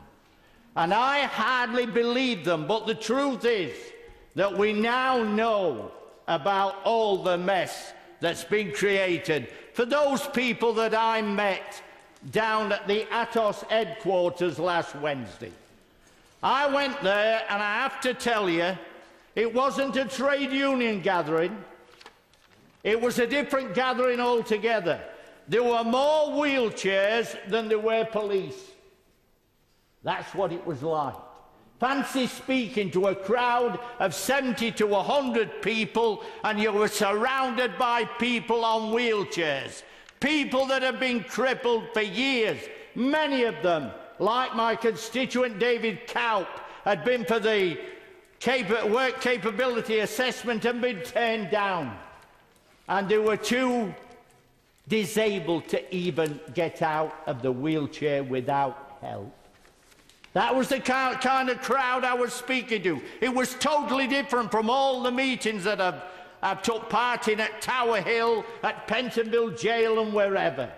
This was about disabled people who wanted somebody to speak up for them, and many are in the House of Commons today, and we met some this morning, and there are loads of them. They tell me I'm not supposed to refer to it in the public gallery. They are different, and it's high time that in this country, where we're made of money, so we're told that money by the Prime Minister is no object. Yeah. That's what he said. And that's what I told him last Wednesday. I said, you know, I wish he'd say money was no object for the disabled people. Really is a scandal. When I used to do the tribunals for the NUM, and I used to go to the tribunal and represent 5 people, and there'd probably be only 9 in total at that meeting in Nottingham. 9 in total, and we regarded that as a busy day. And now, with this business of Atos, this lousy, rotten firm that's in charge for a while anyway, so I'm told, and then they're going to move on to some other pastures. Now we've got literally hundreds and thousands of people being turned down. I can't believe that when I was representing people at tribunals, it used to be 4 weeks. We'd have an appeal, and I'd be off to Nottingham to represent those miners. And now David Cowp had got cancer, and for 10 months he waited for an appeal, and he died before he had a chance. That's the chaos that we're living in today, and it's high time that people understood it and got rid of this mess and realised this is a country that's got enough money to give those on Millionaires Row at over £150,000 a year a tax cut. There's enough money for Trident. There's enough money for all kinds of things that governments love to do. Well, here we are with an ageing society and a lot more disabled people. What's wrong with that? We should be providing for them. And the reason why they're on demonstrations like they never did before is because they're desperate people wanting us to do something to help them. And that's what this debate is really all about. It's about that Atos demonstration that I went on last week, when I saw those people who were not cheering me on, but asking me, Dennis, do something about it. Order. Order. Dame Angela Watkins. Thank you, Madam Deputy Speaker. Follow that, as they say. I promise not to play to the gallery, but it may disappoint the honourable member to know that I share his poor working-class credentials. This motion before us today, Madam Deputy Speaker, falls into 3 rough elements. And the first is calling for a cumulative impact assessment on an extremely wide range of social services. Such an assessment would be extremely complex. If we think about the spectrum of disability alone, some people have conditions, disabilities which are unchanging and are never likely to improve or change. There are some which are progressive, and so there is constant change, and there are some which are variable conditions like multiple sclerosis or bipolar, where people have peaks and troughs of feeling well and feeling extremely unwell. There would also be a very wide range of contributors to such an assessment. Local authorities, social services departments in particular, children and adult services, the Department of Work and Pensions, the Department of Communities and Local Government and of Health, care homes, charities. Collating all this information will be an enormous task. The Honourable Member for Hayes and Harlington referred to Remploy in his opening remarks, and I'd just like to relate a visit I had to a Marks and Spencer's large distribution centre in Castle Donington, where Remploy work very closely with them. Remploy are not providing jobs themselves, but they are working in partnership with Marks and Spencer as a large employer in directing people with a whole range of disabilities to work in that distribution centre. And it really was a very wide range of disabilities. There were ex-servicemen who'd suffered injuries, there were people with disabilities, and everything between those 2 points that you could possibly imagine, and a very good training element where each individual, each person who was newly employed will go through the training centre, and they would be observed to see what their strengths and weaknesses were, and then they put on the appropriate part of that operation. The sort of thing I would like to see replicated up and down the country. We also need to remember, and I think a previous speaker has referred to children who are carers, carers in general, but particularly children who care for disabled parents and have duties to perform before they go to school in the morning, often come home at lunchtime rather than taking part in activities at school, and at the end of the day will have to do shopping on the way home, prepare meals, and really take on all domestic responsibilities, a huge burden for young children. And when they come to the end of statutory education, there's a very big decision for them to make at that point. They might like to go on to further education, but their home duties give them split responsibilities to whether to think about their future career or whether their duties to a disabled parent will keep them at home. They do really need special attention. For the findings of such a wide-ranging assessment to be useful, they would have to be collated over a set period. And I think it's too soon in the welfare reform process for the results to be meaningful. The second part of the motion is to abolish the work capability assessment. I think this rather conflicts with an element in the motion which says that we should improve support for people who are not in work. The whole purpose of the work capability assessment is to look at the level of disability and the impact that it has on work capability of each individual, and to provide, where possible, opportunities for that person to acquire work skills, to get back into work and achieve independence, which is infinitely preferable for that individual rather than being benefit dependent. Now, the problems with the Atos contract are well documented, and several people have already referred to it. I believe that the work capability assessments are important and should continue, but it is essential that the importance of accuracy is taken into consideration. The waiting time where people make an application should not be excessive. Delays, there should be proper use of supporting medical opinion, and the calibre of the assessors is absolutely essential to make sure that this whole process is being done accurately and helpfully and properly.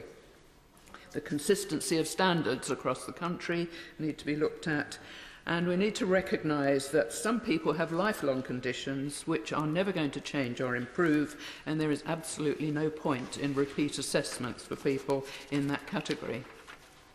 People with learning disabilities need extra help in getting them into work. There's a very good project in my constituency which does exactly that. And I'm running out of time, Madam Deputy Speaker. I don't know where it's all gone. I believe that welfare reform is right in principle. We should support those who can't work. That is non-negotiable, but identify those who could and should. Order. Yasmin Qureshi. Thank you, Madam Deputy Speaker.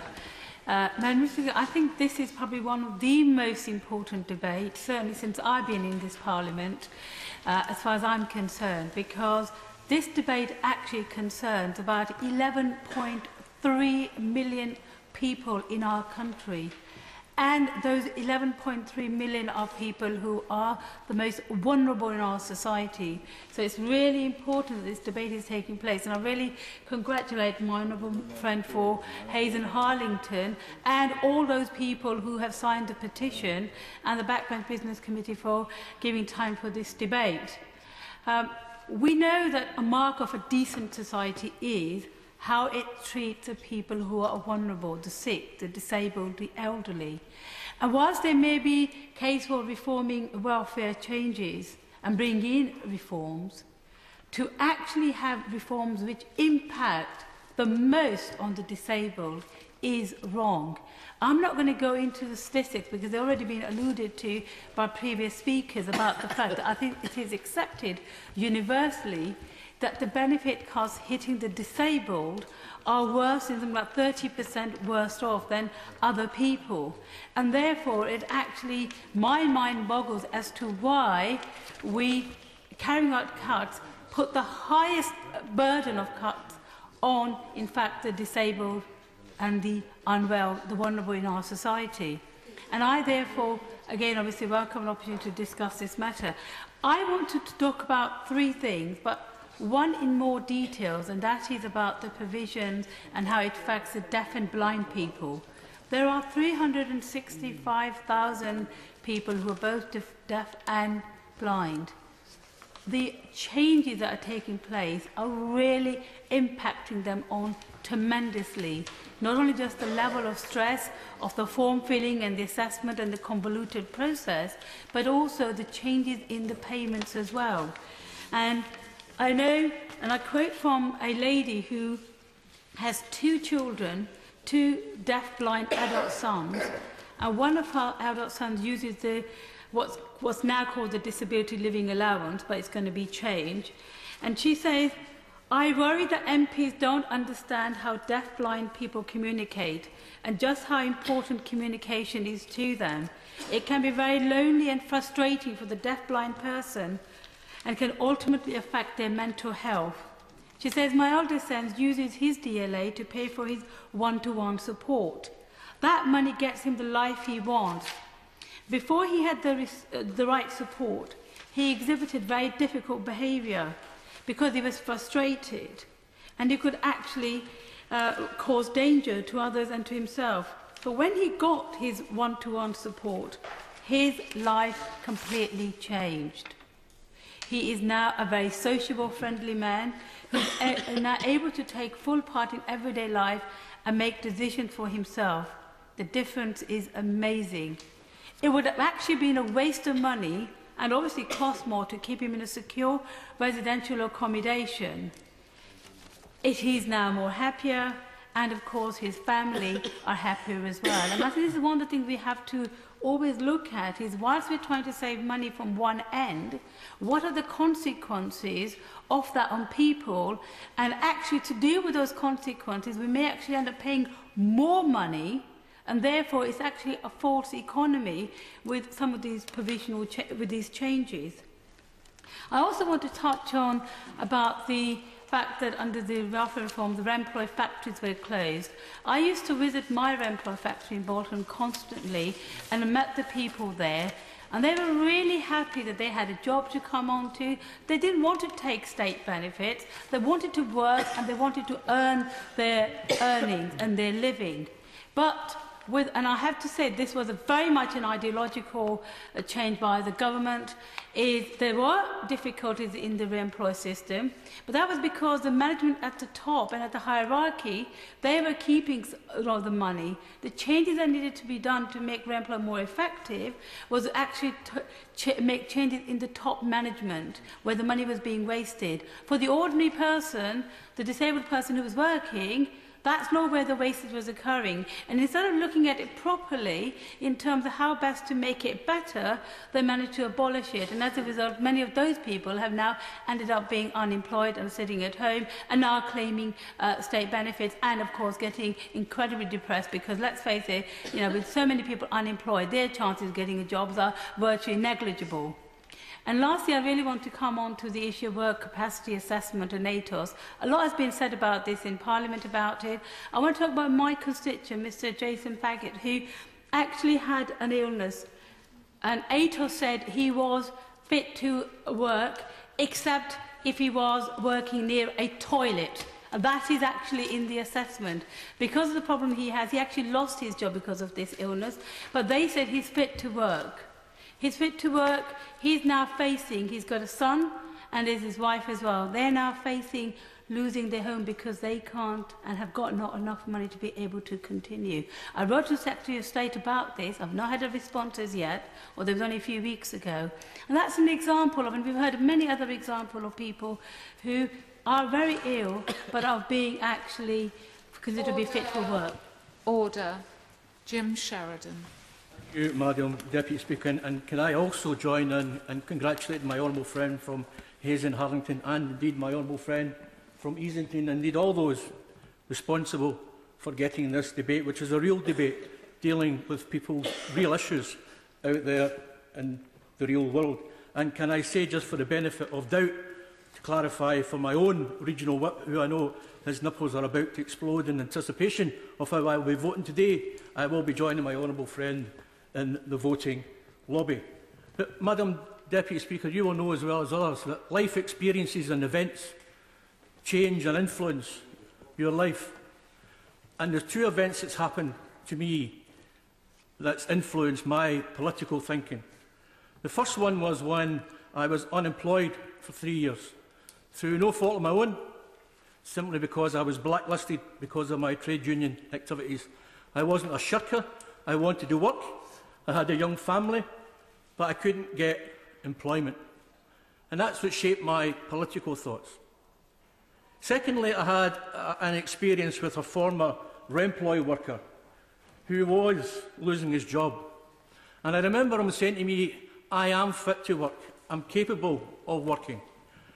But what was wrong with this particular gentleman is his face was so badly disfigured that he couldn't go out in public. And I remember him saying to me, Mr. Sheridan, where can I work? Where can I go? I go on a bus, people will walk off. I go into a restaurant, people will walk out. So where do I go? That man, the only enjoyment that he had was going in his disabled car and getting some privacy. That was taken away from him. So this is about treating people with respect and with dignity. And that's what happens to the ATOS people who do these assessments. They don't take these things into consideration. That man could not go anywhere in public without getting a reaction, a terrible reaction from the general public. But, Madam Deputy Speaker, as I said, during when I was unemployed, trying to look after a young family, I was not a shirker, as perhaps some in the party opposite would have portrayed me. And this debate today shows even why putting workers against the unemployed, public against private, is a sinister but typical of the Conservative coalition government. The honourable gentleman, if he reflects, will remember that it was a former shadow spokesperson in his own party who used the word shirker. Well, whoever says it, I was certainly not a shirker when it comes to. I was desperate for work but couldn't get it. But I have to say, and you know, I look at the Minister, and I sincerely hope I'm not damaging his career, or indeed I'm not damaging my own reputation, but as Conservatives go, without disrespect, he is quite a decent man. And I would hazard a guess, and it would be no more than a guess, that I don't think he would be happy if he was shifted to another portfolio, but that's entirely up to him, shall we say. But, Madam Deputy Speaker, can I say that those on benefits are demonised and no consideration is given to the circumstances behind why they are claiming. And we have some in this place, we have some in the popular press who are obsessed with demonising people on welfare benefits or indeed on disabled benefits. And I think that's somewhat unfortunate. Sorry, the Minister, I hope I've not offended him. I just think that he might have destroyed his career by saying such nice things about it. I mean, it's very generous. You're safe. I don't hold out any career prospects. But, Madam Deputy Speaker, welfare reform has not only encouraged the sort of shriker myth about the sick and the disabled, has made life increasingly difficult for them. And the Minister will probably say that the Government has put in place this legislation to ensure the right people are receiving benefits, but is instead a tactic to divert attention from the gross abuse by power by those with money in this country. And already a reference has been made to this obsession with people on welfare benefits. But for those who have money, the tax avoiders, the tax evaders, life goes on as normal. And if only a fraction of the resources used and the time spent chasing and tracking down those on welfare benefit, a fraction of that was used to tackle avoidance and tax evasion, then some people may understand the rationale behind it. But like many of my colleagues here today, I have had a lot of constituents who have come to me with various issues regarding the reforms that are being proposed. And there are so many different problems that it is difficult to know where to start. The move from DLA to personal independent payments has been a particular concern. Since PIP began replacing DLA, fewer than 1 in 6 people who have applied have had their claims decided. And as already been indicated by others, people have died in the process. And it reminds me of the cases some years ago when people were diagnosed with having mesothelioma cancer. Whilst waiting for compensation, they died, and at that time their claim died with them. But Inclusion Scotland highlights a case of the father of an applicant being told that he would have to wait 10 months at least for any kind of decision or even for a first assessment. A constituent of mine who is undergoing cancer treatment has been told that the 8-week time frame given by DWP is an unrealistic amount of time to process an application and offer an assessment slot. When my staff have spoken to the MP's hotline, they have been told that they simply cannot process a number of applicants as there are not enough staff in the place to do so. They also say that most people who have applied for PIP will not be entitled to it even before their individual cases have been looked at. If this is the mindset of the staff processing the applications, it is hard to see how balanced decisions will indeed be made. When people finally do hear about their assessment, there is not much hope. Out of the 15.4% of new claims that have received a decision, that is only 12,654 people out of 230,000 people who have made a new claim since April 2013.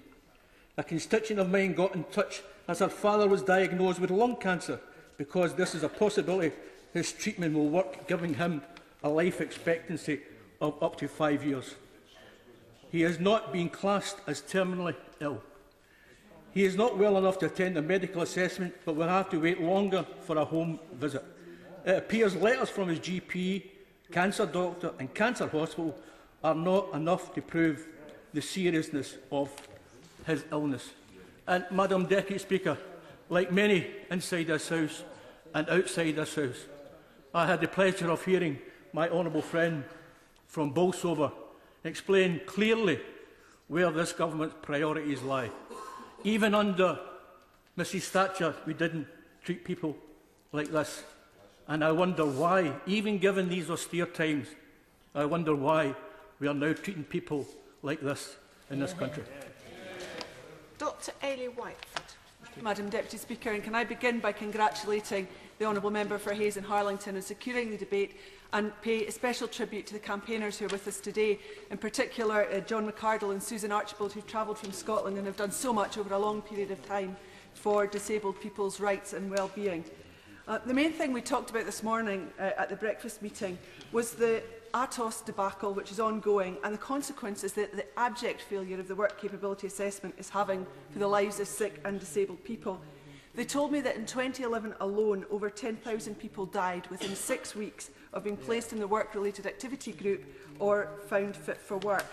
We've known for a long time that there are major problems with the assessment process, and I'm sure all MPs have had constituents in their surgeries, but to get it so very wrong so many thousands of times, quite frankly, just beggars belief. The government really needs to take its head out of the sand and start listening to the experiences of very sick and disabled people whose lives are being made worse by the callous disregard of the system. The other key issue, of course, is the rollout of personal independence payments and the expected reduction in the number of eligible claimants. I do think that the government's looking at this issue through the wrong end of the telescope. Raising the bar on eligibility won't make anyone any less sick or any less disabled. It just will make it more difficult for them to function in society and place more pressure on those on whom they're relying for their care and support. Several times now I've met with a great group of young people in Fraserburgh with learning disabilities. They call themselves People First, they're very vocal, and they're very concerned about the impact of welfare reform on their lives. A number of them have had problems with ATOS assessments and the benefit system more generally. Most of them have also, at different times, been on courses to improve their employability. Some have done work experience placements, some have had supported employment. But the challenge is to find employers who can take them on and give them a proper job. I've been working with employers, I've been talking to social enterprises, but the number of opportunities just doesn't match the number of adults looking for work. And the work capability assessment doesn't cut them any slack. It's all very well to place adults with learning disabilities in the work-related activity group, but we need to be honest with them about the real barriers that they face in the workplace. Almost all the adults I'm meeting are also living at home with older parents or are living in supported accommodation with a lot of family support. Carers are having to attend assessments, fill out forms, answer questions. If people are finding a work placement, they're having to get support to do that. Yet carers are the ones also having to pick up the tab if people are sanctioned. And research by the Scottish Government on the sanctions regime shows that it's actually the most vulnerable claimants who are most likely to be sanctioned. And that's very concerning indeed. In Scotland, a cumulative impact assessment has already been carried out, and it's shown that 4.5 billion of cuts are resulting from welfare reform. But what's much harder to assess is how much of that's falling directly and indirectly on disabled people. Citizens Advice Scotland estimate that disabled people stand to lose £1 billion in benefits payments alone, but in a sense that's the easy bit to calculate. I think it's important to understand that it's not just changes to disability benefits that affect disabled people. We had debated the bedroom tax at length yesterday, and I won't dwell on that, except to make the point again that 80% of the households affected in Scotland by the bedroom tax are the home of a disabled person. The vast majority of the people paying the bedroom tax are disabled, so the steps that we've taken in Scotland to mitigate its impact will primarily benefit disabled people. Similarly, the decision to mitigate the cut in council tax benefit for over 500,000 households will be helping disabled people along with other low-income households. However, working disabled people, probably around half the working age disabled population, are also likely to have been badly affected by changes to tax credits, especially if they have children. We know that disabled people are more likely to be in part-time or low-paid jobs and therefore more likely to depend on extra support and are likely to be worse off overall because of changes to the tax and benefit system. Mr Deputy Speaker, citizenship and dignity need to be at the heart of our tax and benefit system. There's no one in this room today who can say with any certainty that the relative affluence that we enjoy might not end at any time due to unforeseen health problems. What we do know is that the majority of us will become carers at some point in our lives. In this respect, we're all stakeholders in this debate, and we all want to know that there's a safety net should we need it. Over recent years, that safety net's been eroded to the point that it's no longer functioning. One of the most profoundly disheartening experiences for me as an MP since I was elected in 2010 is the relentless way in which disabled and sick people have been vilified and stigmatised in the public discourse around welfare reform. Those who had very little responsibility for the financial collapse and subsequent economic problems have nevertheless had to carry the can, and the attempt to discredit disabled people in order to justify harsh and punitive cuts in their already fairly paltry incomes is quite shameful.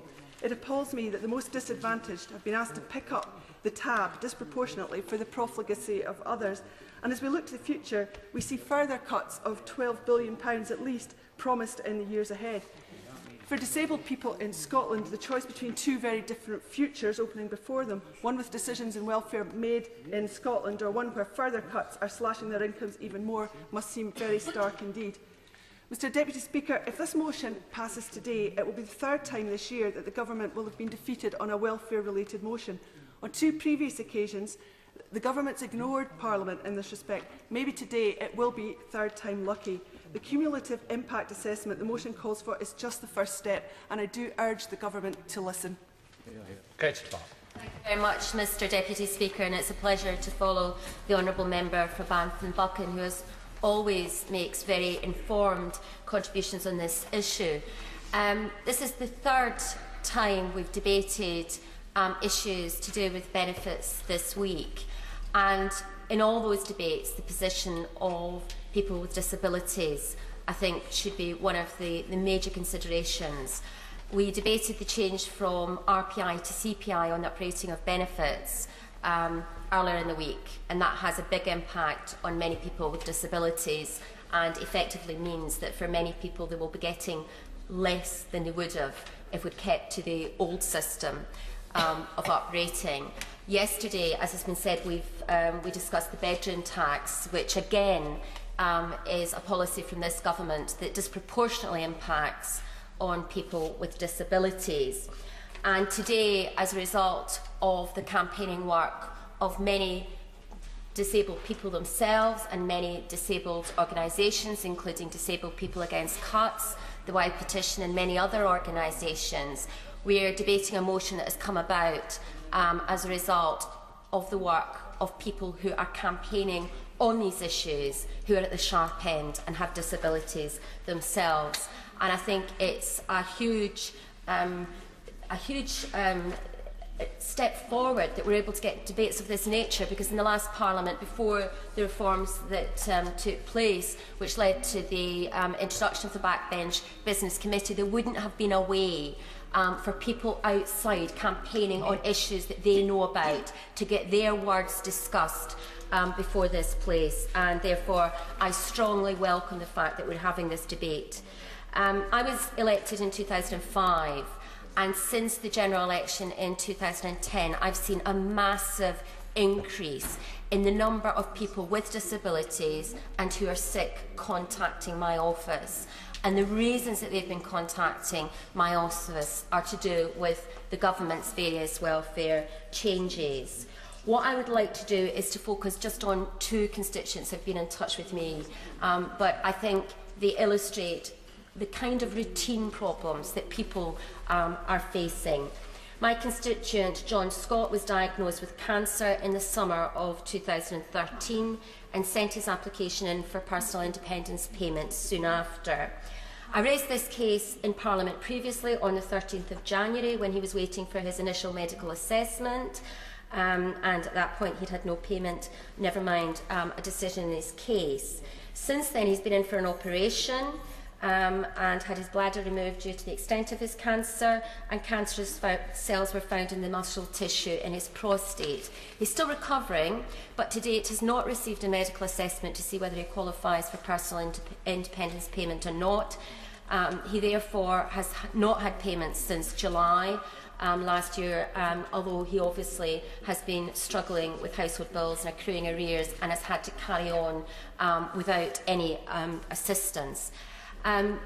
Another constituent, Brian McAllister, last year had his benefits stopped and was found fit to work by ATOS. He put in an appeal and was placed in the work-related category. He believes he should be in the support group as he's got an inoperable back problem and has also been diagnosed with brain injury and has mental health issues relating to that. He's separated from his partner but they have a child, and so therefore they found it mutually beneficial that he stay in the house to supervise the child while his former partner was at work. However, the Department of Work and Pension found that they thought they were cohabiting and sanctioned his benefits. And of course, we found out last week that 1 in 5 of the people who are currently having their benefits sanctioned, who received job seekers allowance, are disabled, and that increasingly is a problem that my constituency office is facing as people come to us when they get into this situation. As a result of the fact that the Department of Work and Pension thought it was inappropriate that he stay in the house, he moved from Largs to Dalry, but this has simply put more strain on the family situation and obviously childcare problems because it's quite a number of miles between Largs and Dalry. He submitted an appeal against the decision to place him on the work-related group, and he's been waiting 4 months for a decision. They lost his paperwork. That's quite common, as I'm sure many members will be aware. And the case has been passed around the country. It's been dealt with in different offices in England and Scotland, and still he awaits a decision. These are very normal cases that any constituency member of Parliament will receive. We know that there's a very high success rate when people do appeal, and in particular when they get representation, that success rate is far higher. I believe that the government has let down some of the most vulnerable people in the changes that they've made to the welfare system since 2010, and is also letting people down at some of the most vulnerable points in their life. I therefore support this motion, which calls for a cumulative impact assessment, and I support all those that are campaigning in the attacks that are being made on the sick, the vulnerable and the disabled. Ian Lavery. Thank you, Mr Deputy Speaker. Just to humanise this debate somewhat, I spoke to a number of disabled people this morning, and it was amazing what they had to say. And like most people in this chamber and most MPs, I've had lots and lots and lots of people, disabled people, at my surgeries over the past couple of years or so with regards to the benefit system. But in reality, many disabled people have actually given up. There was a lady saying to me this morning, "Mr Lavery, do you understand what it's like to be treated like an animal?" And I mean, that rocked me. Why should disabled people feel as if they're being herded into a corner and treated like animals? It's because they probably feel that way. They feel not even now as if they're a statistic. They're not even counted in life anymore, other than being an embarrassment to society. They feel as if they're personal rejects because of being disabled, sick and unwell. Total outcasts to society. We shouldn't be making people feel like that here in one of the richest countries in the world. Right. The attack on the disabled and the vulnerable is relentless, Mr Deputy Speaker. In people, disabled people, the sick, people who have been sick for many years, people who might have just been sick or disabled in the past few years, need a voice. And we shouldn't forget, it's fantastic being able-bodied and well in health. But you're just around the corner, some of us, from being poorly, from being disabled, or being sick and unwell and perhaps terminally ill. And we shouldn't forget that when we're making decisions in here to hammer the disabled and the vulnerable, because we could be next. Yeah. Mr Speaker, Mr Deputy Speaker, I was again discussing the waiting. We put ourselves in some of these people's shoes. They become ill or they've been ill. They attend test after test. They attend the ATOS centres, where the people sit behind the Little Britain type scenario, where the computer says no. There isn't any flexibility. And they're trying to explain their problems to somebody who isn't even medically qualified. Will my honourable friend give way? Of course I will. I'm grateful, and I apologise for interrupting a very passionate speech, but is my honourable friend aware that the DWP are facing a court case because of their failure to provide proper information and support to the blind and partially sighted people who are supposed to be being supported into employment? Thanks very much for that intervention. Yes, I'm very much aware of that. There's a number of cases proceeding through the courts, but as we've seen the past couple of weeks, the courts don't seem to be terribly in favour of those disabled and disadvantaged either. I want to just, with the 2 or 3 minutes I've got left, I want to just try and put ourselves in the shoes of these people who face these tests. And then they leave the test centre and they're waiting for weeks and weeks and weeks. In fact, they're waiting months and months and months on the envelope dropping through the door to tell them whether they've actually been accepted for benefits or not. Can you imagine these people, particularly people who have got mental problems, can you imagine how they feel every morning looking for that envelope? And people who are looking for ESA, GSA, who are being sanctioned for different reasons. I've got somebody who was sanctioned by the DWP because he was in hospital having an appointment because of a severe heart condition. He got sanctioned and he didn't have anything, he didn't have any food, any money to put food on the table for months because of a hospital appointment. There's been suggested here that people have been in a coma and they've been sanctioned because of being on a hospital bed in intensive care. Is this a way to treat ordinary human beings? And the answer to that, of course, it isn't. Look at the other legislation. The legislation with regard to the bedroom tax. There's up to 50,000 people in this country, just in the last few weeks, had to pay a bedroom tax. There's a lady who committed suicide because of the bedroom tax, and her family got a letter later from this government saying that they're sorry, she really wasn't part of she shouldn't have had to pay because she was part of the pre-1996 housing benefit regulations. We've got a failure in terms of the universal credit. It's being rolled out in 2 or 3 places, and it's an absolute car crash. But it's not the DWP that's suffering. It's not members of Parliament or the public that's suffering. It's the disabled people who rely on these benefits, who are anxious and who are suffering as a result of this absolute nonsense and chaotic organisation from the government.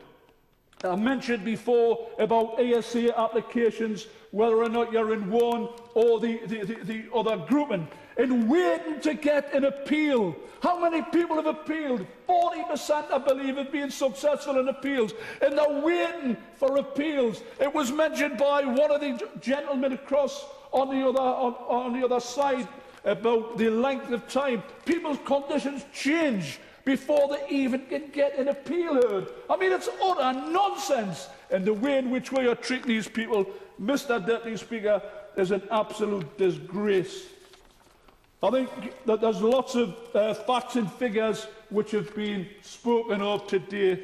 I think disabled people, 11.3 million, 8% of the population are bearing 29% of the cuts. And the people with the severest disabilities, 2% of the population, are bearing 15% of these cuts. It's an absolute outrage, Mr. Deputy Speaker. I think all in all, to sum it up, people are dying as a result of the Welfare Reform Act 2012. Disabled people are being evicted from their homes. People are being forced into the arms of unscrupulous lenders. Is this really the sort of country we want to leave to the next generation? This, Mr. Speaker, is IDS UK. Thank you, Mr. Deputy Speaker. And let me start by thanking my honourable friend for Hayes and Harlington, and also those who've campaigned so passionately for this debate to take place. I'd also like to start by reading a letter that was received by one of my constituents recently. It said, "Dear Miss Holt, you are now approaching the end of the first stage of your intensive job-focused activity. We hope that all the activity or training intervention completed so far has not only supported you to achieve your aspirations, but has moved you closer to the job market. You will shortly enter the second stage of your intensive job-focused activity. Sessions and workshops may vary depending on the centre that you attend. This letter was sent to my constituent Sheila Holt on the 30th of January. I'm sad to inform the House that Sheila will not be attending the second stage of her intensive job-focused activity because she's been in a coma since December. I should inform the House that members of Sheila's family repeatedly informed the DWP and CTEC about this fact that she wasn't well, but they continued to get harassed by those organisations. Just to recap briefly, Sheila has suffered from severe bipolar since childhood and regularly has traumatic experiences. She's not been in employment since she was 16 years old. However, she was pushed into the work programme before Christmas, and she was finding it extremely difficult. She was also concerned about the fact around the increases in the council tax benefit that she had to pay. On the 17th of December, she was sectioned under the Mental Health Act because she was struggling to cope. Whilst in hospital, she had a heart attack, and that's caused her to be in a coma since then. We're now at the end of February. I can report to the House that Sheila is stable. She's still in the coma. She's at the Floyd unit at Birchall Hospital. Her sister and family continue to visit her on a daily basis. I myself, at the request of the family, have visited her as well. But let's make this important point, Mr Deputy Speaker. Before the election, the Prime Minister toured the TV studios. He often talked about broken Britain. Well, I have to say that if this is the Prime Minister's idea of fixing broken Britain, means of hounding disabled people who suffer from mental breakdowns, harassing their distressed relatives, then I prefer the broken Britain that existed before. My honourable friend has already mentioned issues around the bedroom tax that punish disabled people who need extra rooms for carers, the scrapping of crisis loans that disabled people rely on. This government has demonstrated that helping the disabled people is simply not a priority. I'm also concerned by the continuing uncertainty over the future of the Independent Living Fund. Greater Manchester Coalition for the Disabled People brought it to my attention. There are around 873 people in Greater Manchester that currently rely upon that, and perhaps the Minister, when summing up, will let us know whether the fund will remain there for disabled people. Deputy Speaker, you won't find anybody in this House who is more keen on welfare reform. But when you do these reforms, you have to have the right values in place. I think it's pretty clear from what we've seen over the last 3 years that this government cannot be trusted to reform welfare in a fair way. It's people like Sheila Holt that are paying the price. And Mr Deputy Speaker, I want to end with a comment made by Sheila's sister, Linda. She said, Sheila can never live a full life again. This is a reminder that whilst the people of this country will have the opportunity to get rid of this government next May, the damage they are doing will last for decades. Thank you, Mr Deputy Speaker. Mark Lazarich. Thank you, Mr Deputy Speaker. I'm grateful to have a chance to speak briefly in this debate, and I'm grateful, of course, to honourable members for arranging for the debate to be held. As my honourable friend from Hayes and Harlington said in his opening remarks, this debate is one in which we in Parliament are giving voice to thousands of disabled people and many others up and down the country who are concerned about the impact of government welfare policies on those with disabilities. In preparing for this debate, like many members, I thought the most useful thing I could do to contribute to the debate would be to highlight the experience of some of the organisations in my constituency who are working with disabled people on a day-to-day basis. I want to quote just briefly from some of those organisations today.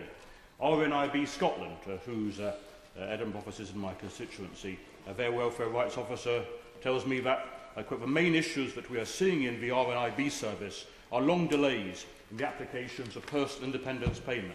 So far, the worker says, I've only had one decision out of 9 claims made between July and November of last year. Clients making PIP claims are waiting 3 months or longer for medical assessments, and if the assessment has been carried out, they're still not getting a decision from the Department for Work and Pensions.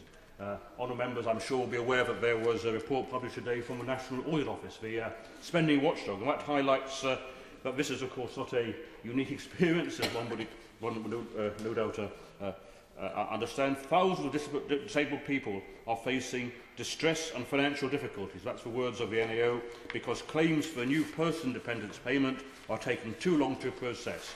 Most claimants are waiting over 3 months for their cases to be decided, rather than a 71 days target, and terminally ill patients are waiting up to a month instead of a target of 10, instead of getting a decision within 10 days as they're meant to do. I spoke also to Waverley Care, which is a charity providing care and support to people living with HIV or hepatitis C. Again, I was told that as a result of the benefit changes overall, the caseload of staff dealing with benefits has increased dramatically, especially regarding appeals. They tell me there's been an increase in the number of people coming to them for help because they find dealing with the Department for Work and Pensions too daunting.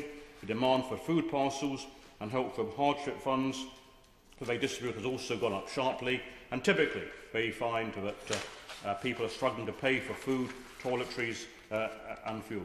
One of the reasons the demand for food parcels has increased is that they find people are running out of money between benefit payments, often because they've been switched to a benefit where they receive less money, but also because in the process of being switched from one benefit to another, there may be a gap of 2 to 3 weeks where they're not receiving any money at all. Similar information, similar reports from HIV Scotland and also the reports from Citizens Advice Scotland again highlight that experience is, of course, not unique to my constituency, as the members, I'm sure, will understand and expect. But, of course, as well as speaking to organisations, I've also the experience of speaking directly to disabled people themselves who are going through this on a daily basis. I went along to the demonstration as part of a National Day of demonstrations about ATOS. I went along to the Edinburgh headquarters, which actually happens to be situated in my constituency, and joined disabled people there. And of course, like colleagues across the House, at my surgeries every week, I have the experience of people who are finding their lives turned upside down by the impact of government policies on welfare. The experience of people sanctioned without any apparent cause, and all the problems with work capability assessment procedure, which many members have spoken about, people rejected in spite of having the clearest medical advice that they are clearly incapable of the work that they're expected to be able to carry out. But one organisation I contacted was Inclusion Scotland, which of course represents a wide range of organisations involved in disability issues. I'm afraid that what their report did was just highlight the fact that although we have seen chaos so far, we have seen inhumanity, we have seen bluntly cruelty. With the way the government policies are going, the worst is yet to come, because as they highlight, the consequences of the policies taken together are going to be incredibly damaging for so many disabled people in this country. In Scotland alone, 80,000 working-age disabled people will lose some or all of the mobility allowance they'd otherwise have been entitled to if the DLA entitlement criteria had continued to be used. 90,000 fewer disabled people in Scotland will qualify for assistance with their care needs and daily living costs that they would otherwise have been entitled to under the DLA eligibility criteria. The same experience, of course, is true across the entire UK. We have had, over the last 4 years under this government, welfare reforms. We've had chaos, we've had misery, we've had a bureaucratic nightmare, where the waste of money through the bedroom taxes we're increasingly seeing throughout the country. The policies are fundamentally wrong and they need to be reversed. Caroline Lucas. Thank you very much, Mr Deputy Speaker. And like others, I'd like to pay tribute to the Honourable Member for Hayes and Harlington for securing this important debate.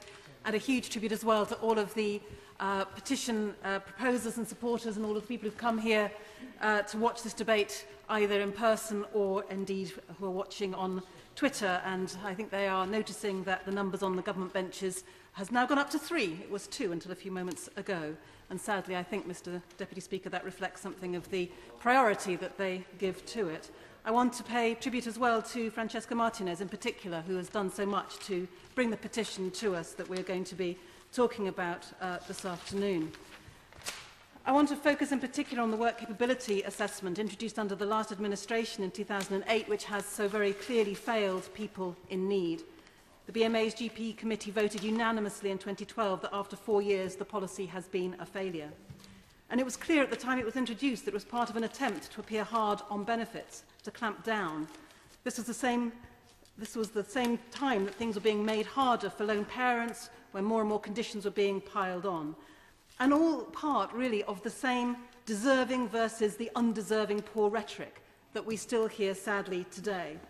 And I have to say, Mr. Deputy Speaker, I was disappointed when the Honourable Member for Leeds West, upon taking up her new post as the Shadow Work and Pension Secretary, used the opportunity of her first interview to say that she'd be tougher than the Tories on people on benefits. And I sincerely hope that the official, with pleasure. I'm very grateful to the Honourable Lady for giving way. My Honourable friend did not say that. She said she would be tougher on welfare spending, not on people on benefits. Well, I'm grateful to her for the clarification. I am grateful to her for the clarification, but to be honest, I don't think it makes much difference. It doesn't, because in my view, benefits should be payable on the basis of need, not on the basis of an arbitrary cap. And it's precisely there that I think I and the official opposition depart in terms of the way forward. I will in just a moment, but what I want to say is that I just do think it is deeply disappointing if it is the case that later on today the official opposition is going to abstain on this motion, because there's lots of sound and fury coming from many members on the opposite, or on the, along the side benches. But it has to be followed through with a vote, and I personally cannot understand why the official opposition would not want to vote for this motion. I give way. The Honourable Lady wouldn't agree that there are some forms of welfare spending that we do indeed want to bring down, and one of those, in my view, would be the excessive amounts which are paid to private landlords for housing benefit. So I'm certainly in favour of reducing that form of welfare spending, is she not? I am very much in favour if you want to put that under the heading of welfare payments, but I don't think most people necessarily think about welfare spending. But what worries me, and I think it's actually demonstrated, we can argue about the precise language right now, but what is going to be demonstrated later on this afternoon is going to be the official opposition sitting on their hands, and I think that's a great shame. But let me make some progress, because the purpose of my intervention is not to attack the official opposition. It is to attack the government primarily about the fact that they are basically witnessing case after case that we've been hearing this afternoon from so many honourable members who have been talking from their own experience about the impact of the welfare reforms that the government has introduced.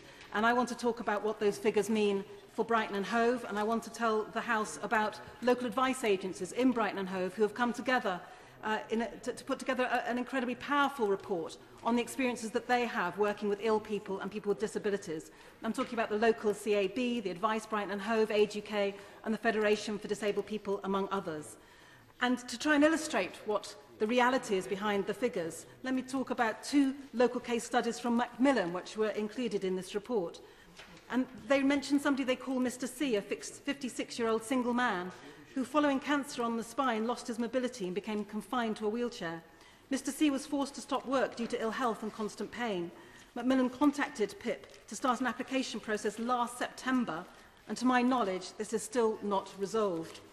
At the same time, an application was made for ESA, and that application has followed similar lines to the PIP, and to date, Mr. C is still being paid the assessment phase rate of just £71.70 a week, with no information from ATOS as to when they will assess him further. 4 months, Mr. Deputy Speaker, and we are still counting, and he is still waiting. Macmillan also relayed the story of a Mr. J, a 32-year-old suffering from advanced bowel cancer, who came to them for help. It took more than 10 weeks for him to be assessed. His wife was acting as his full-time carer because he was so ill, and she was also looking after their baby and young child. And the report states, throughout this process, both Mr. and Mrs. J were very anxious and suffering serious financial hardship. Mr. J at this time was seriously ill, vomiting day and night, plus had major issues with fatigue due to chemotherapy. both also felt throughout that period that they were not believed and had been labelled scroungers and benefit cheats by the DWP.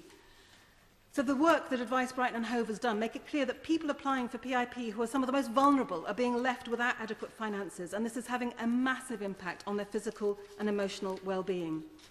The cases in this report are dreadful, but they are no longer surprising. I have multiple examples of sick and disabled constituents who've been awarded no points where they've been assessed for benefits under the government's regime. We're seeing the DLE regime being tightened, even for disabled children, like my 5-year-old constituent who has cystic fibrosis, who needs 24 hours constant care to prevent herself falling and being a danger to herself and others. She's had her DLA cut from the higher to the lower rate, and just before Christmas her parents asked for this to be reconsidered, but this still hasn't happened. And as well as the loss of essential financial support, the family have also lost out eligibility for things like a blue bag. There's another constituent who has at last got a date for a medical assessment in March after she submitted her application in August last year. In the meantime, though, funding for her electric wheelchair has stopped. She managed to get funding via the Council's discretionary fund for 3 months, so she hasn't lost it yet, but she's extremely worried about what could happen if her claim isn't processed in time. And I hope the House will forgive me for taking up just a little more time, because I want to give the example of a constituent who suffers from severe mental health. After a month of delays, which caused her extreme anxiety, with support workers very concerned about her suicidal state, an application for benefits submitted in August last year has only recently been resolved. The constituent has rightly been placed in the support group, which means that the DWP recognise that she's definitely unable to work, yet she's been put through months of unnecessary anxiety in the meantime. And I know that many people feel the system is extremely counterproductive in the sense that it makes people who are already ill much more ill. We hear example after example, and I hope that the government will not ignore these, because if advice agencies are getting together to assess these problems, I think it's about time the government itself looked at the impact of its own policies. The conclusion of the report from our local advice agencies is that people are going through what they call awful experiences whilst waiting for their claims to be processed, and advisors are spending disproportionate amounts of time making calls between the DWP and the privatised PIP. This is frustrating and a drain on resources, with claims that need following up taking more than double the amount of time normally allocated to such pieces of work. And the advice sector in Brighton and Hove have made it very clear that they consider that situation untenable. They're looking to the government to sort it out. And in the meantime, what they are asking for is local contacts within the DWP and ATOS, so that they don't have to keep wasting huge amounts of time contacting DWP and ATOS nationally. And I hope that the Minister might be able to respond specifically to that request, which I think is quite a small one, which would actually make a huge amount of difference in the amount of time that is spent following these up. Finally, Mr Deputy Speaker, we've heard from other honourable members the shocking figures about the numbers of people dying whilst appealing against a decision that said they were fit to work. Not every death will be related to fitness for work or to the stress of an unfair and wrong assessment. If they could be proven, then of course there would be a case for corporate manslaughter. But ministers cannot ignore the very strong likelihood that significant numbers of people are assessed as fit for work by the government when in reality they are very, very close to death. Mr Deputy Speaker, that has to change. Sheila Gilmore. Thank you, Mr Deputy Speaker.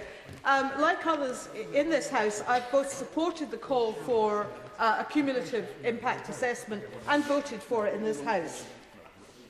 I don't know why it's so difficult. I don't understand why it is so hard to work out the impact of your policies. The people who are affected know what the impact is. Jean and Jim, for example, people in their 50s, the typical age at which illness will strike. That's when the highest uptake of many of these benefits is. They're now losing ESA because his contributory benefit's running out. Jean has part-time employment. That's another £91 per week reduction in their household income after they've already lost his earnings. They've also been affected by the bedroom tax because they're in a two-bedroomed house, which they've actually put a lot of their money into over the years. And when they first applied for DHP, I'm glad to say that has now changed due to extra money being made available. When they first applied, it was turned down because they had too much income. Because of Jean's earnings and his DLA, they were not eligible for a DHP, despite the clear disability. That's what's meant by an impact assessment. That's the kind of interlocking effect that we're looking and reasonably expecting a government to do. Government should be looking at what's happening to people. There was a piece of research commissioned by the previous government. It was published in 2011. It's never been followed up by this government. But one very worrying statistic in that was 43% of people who had been found fit for work after a year were neither in employment nor were they on any other out-of-work benefit. And the number of that cohort, or the percentage of that cohort who were in work after a year, was hardly higher than it had been after 3 months. It was 22% after 3 months and 23% after a year. That's a whole lot of missing people. That's the sort of fact and research that a government should be commissioning. And it's very disappointing that this government chose not to follow through on those sorts of studies. I'm going to preempt to what I know the Minister will say, which is going to be, you introduced the WCA, you introduced Atos, and therefore it's all your fault. It's not good enough. It's not good enough for a number of reasons. In my own maiden speech, I raised the issue of ESA and WCA. I said that whoever formed the government, I certainly would be raising that point. There have been points in the last nearly 4 years now when the government could have changed tack. It didn't have to extend Atos's contract. It didn't have to proceed with the migration of people from incapacity benefit to ESA as fast as it did, and without having actually looked again at what the first few years had told us. The government's been adamant until now that it had to carry out frequent reassessments of people. It wouldn't even stop that, even when cases were very clear-cut. Oh no, we have to do these reassessments, we were told. And now suddenly in a panic, because the assessors can't cope, then actually we don't need to do these reassessments after all. But we won't bother telling people that they might not be called up in the next few months. We won't even bother telling MPs. Even when we sat here as ministers, the ministers sat here on Monday at a DWP question session and never breathed a word about that happening. But with personal independence payment, I'm afraid it's all this government's baby. And the problems go right back to the beginning. This was a change which was driven by finances, not any research or understanding that a change needed to happen. The change then had to be geared to the financial saving. There was an urgent and shortened consultation on the changes, which many people complained about at the time. There was a straw man erected, the straw man of DLA going to too many people, despite the fact that there are demographic changes, assertions that DLA was granted constantly without medical evidence, assertions that hardly anyone was ever reassessed, ignoring the big changes that had taken place in the previous 10 years, and that increasingly new awards were, in fact, time-limited. But if you start with poor evidence and that kind of argument, assertion rather than fact, you will end up with a flawed proposal.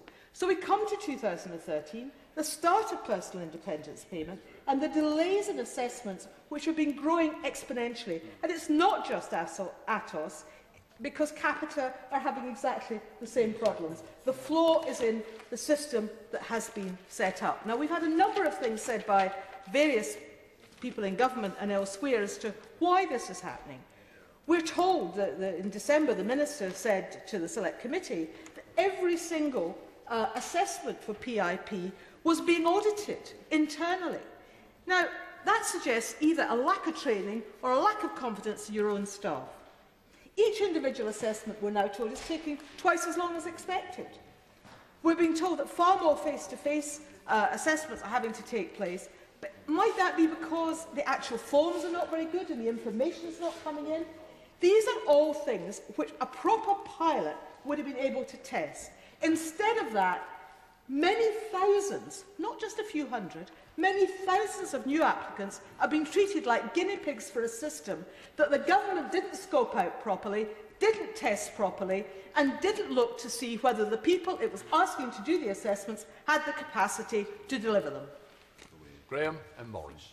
I'm grateful, Mr Deputy Speaker, and I would like to congratulate all honourable and right honourable members who have participated in the debate today, and to thank my honourable friend, the member for Hayes and Harlington, but also to thank the very many groups and individuals who have taken the trouble to lobby their MPs, who've come down to Parliament today and earlier this week. And I want to give a special mention to Jason Roach, from the RNIB, from my constituency, who do such sterling work raising issues for the blind and partially sighted, and to Simon Duffy from the Centre for Welfare Reform, and Philip Connolly from Disability Rights UK.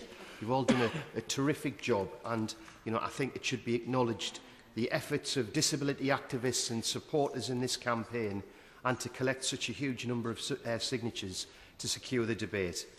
I think the dedication shown by members of the public to get this debate brought here in the main chamber before Parliament does indicate the strength of feeling and the widespread concern over the extent of the government's cuts.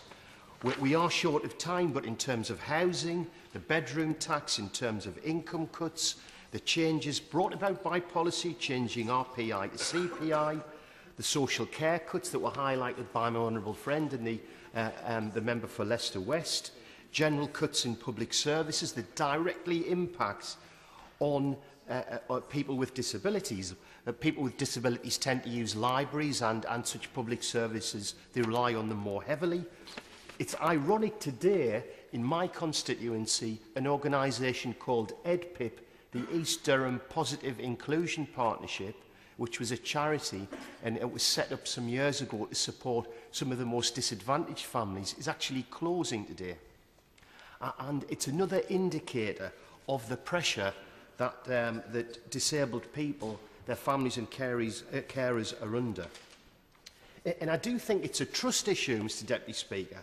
And I hope the Minister will take note of this, because the Prime Minister pledged that the cuts would be made fairly, and he said those with the broadest shoulders would bear the greatest burden, and that people who were sick, vulnerable and elderly would always be looked after. And despite, we have to remember that the sick and the vulnerable and the disabled weren't responsible for the economic crash. And it does seem that they're bearing the brunt of the economic burden. We've heard from other members about the impacts, the loss of income and services a disabled person is suffering 9 times more than someone who's not disabled. And those requiring social care, a disabled person, is affected 19 times more. If these cuts had been made fairly, then they would have fallen on the better off. And I think it's in contradiction to the promises that were made by the Prime Minister that it would be those in the greatest need of our help who wouldn't be suffering under austerity. I think it is a measure of the civilisation of any nation of how well we treat our weakest members in society. And by this standard, I'm afraid the government's failing miserably. Rather than being protected in a time of hardship, the sick and disabled people seem to have been targeted. The services they're relying upon are being attacked from all directions, resulting in greater inequalities, poorer health, and a growing sense of anxiety, fear and trepidation over their future. Cuts haven't been made in a fair way and are not spread evenly across public services or indeed over entitlements. Cuts have been targeted, with over 50% falling in just 2 areas on benefits and local government, affecting sick and disabled people disproportionately. My friend, give way. I'll happily give way to my good and honourable friend. I'm very grateful to my honourable friend for giving way. And does he, like me, share the massive concern that the company which has been delivering the very flawed, as we've heard today so many times, work capability assessment, has now been given the job by the government of harvesting our health data, the whole population's health data, from your GP practice? I'm grateful to my honourable friend, and I think that is cause for alarm. It certainly makes me alarmed that Atos, who have been involved in this debacle in relation to the work capability assessments, who have apparently raised concerns of their own and asked to be released from the contract, are apparently being awarded the contract for the collection of highly sensitive care data from GPs, but that's another minister's responsibility, I think. But, as I said, issues around social care for children and adults that make up 60% of all spending, over which local authorities have any control. Huge cuts, 40% reduction in local government. It actually spells disaster for local government. And and it's got a huge impact on adults and children who depend on vital public services. There's an interesting statistic I came across, Mr Deputy Speaker, that by 2015, by the time of the next general election, £8 billion will have been cut from social care in England. That's about 33% of the total. And last year, 320,000 fewer people received local authority brokered social care compared with 2005. And one of the reasons for that, as my honourable friend alluded to, is the change in the eligibility thresholds that many local authorities have been forced to make. So, as well as being unjust and denying people adequate social care, it has unsustainable consequences. It's a false economy. By removing care in the community, we're putting pressure on other public services, for example, accident emergency, and at the same time, changes to benefits are having an appalling impact on those who rely upon them. Other members have touched upon the consequences of the Independent Living Fund, currently supporting more than 21,000 people with severe disabilities, which is due to be abolished at the end of the year. And indeed, funding cuts are already meaning that in many areas, services for sick and disabled people are reduced to a minimum. I do think, Mr Deputy Speaker, that with such large-scale and rapid changes being made to the services that disabled people depend upon, the government owes it to those who have been affected to have an understanding of what the impacts are. That's why I'm supporting the War on Welfare campaign in calling for the government to commission an independent cumulative impact assessment of the impact of these changes on the system of welfare on the sick, disabled people and their families. We weren't elected to this House to represent and fight for the interests of the powerful and privileged. And without a cumulative impact assessment, this government will be failing in its responsibilities to protect the disabled. Order. Madeleine Murd. Thank you, Mr Deputy Speaker. Mr Deputy Speaker, can I start by declaring an interest? My husband is in receipt of disability allowances. The Honourable Member for Wansbeck, in his very powerful speech, said that you can be one day away from a disability. Well, it wasn't even one day for me. I went home to a husband who was perfectly fit, healthy, lived an outdoor life, was everything you could hope in terms of a fit and healthy man. And within a matter of days, he was terminally ill. Your life can change, and it is a life change that actually can be softened by knowing that the financial security is there for your future, which is why this debate is so important.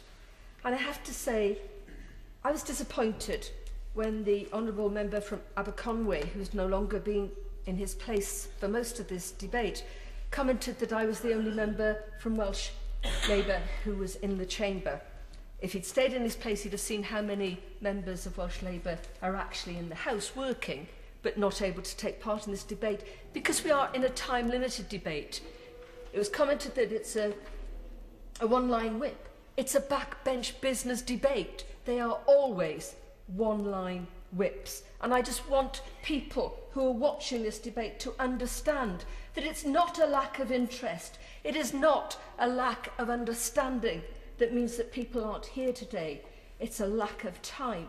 And those who are most passionate, perhaps, are the ones that are in the chamber today, but those who aren't here are here to give us the space and the time to make the important points that we want to make. We're here to ask for a cumulative impact assessment. People have said that no one knows what the impact cumulatively is. Well, actually, I don't think that's true. I think we do know. We do know because they are coming through our doors.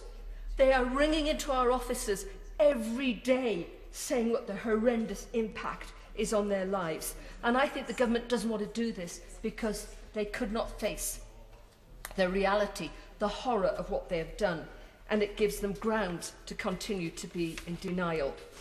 What we are facing has been cuts in funding to social care, cuts to disability benefits, cuts to housing benefits.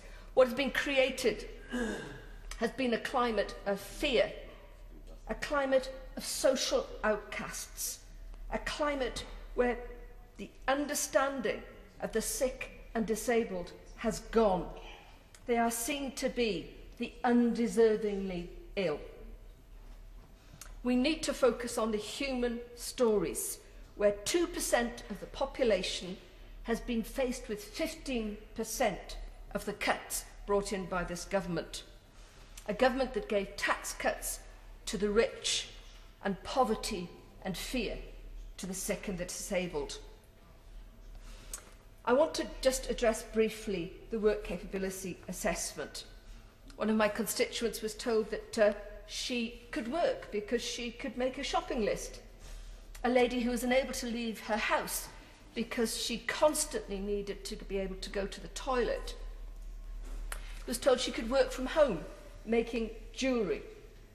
The impact of people's lives of these work capability assessments and the lack of respect for the terror of their lives, for the humility that they face, just trying to survive every day, being undermined and dismissed with such glib statements is horrific.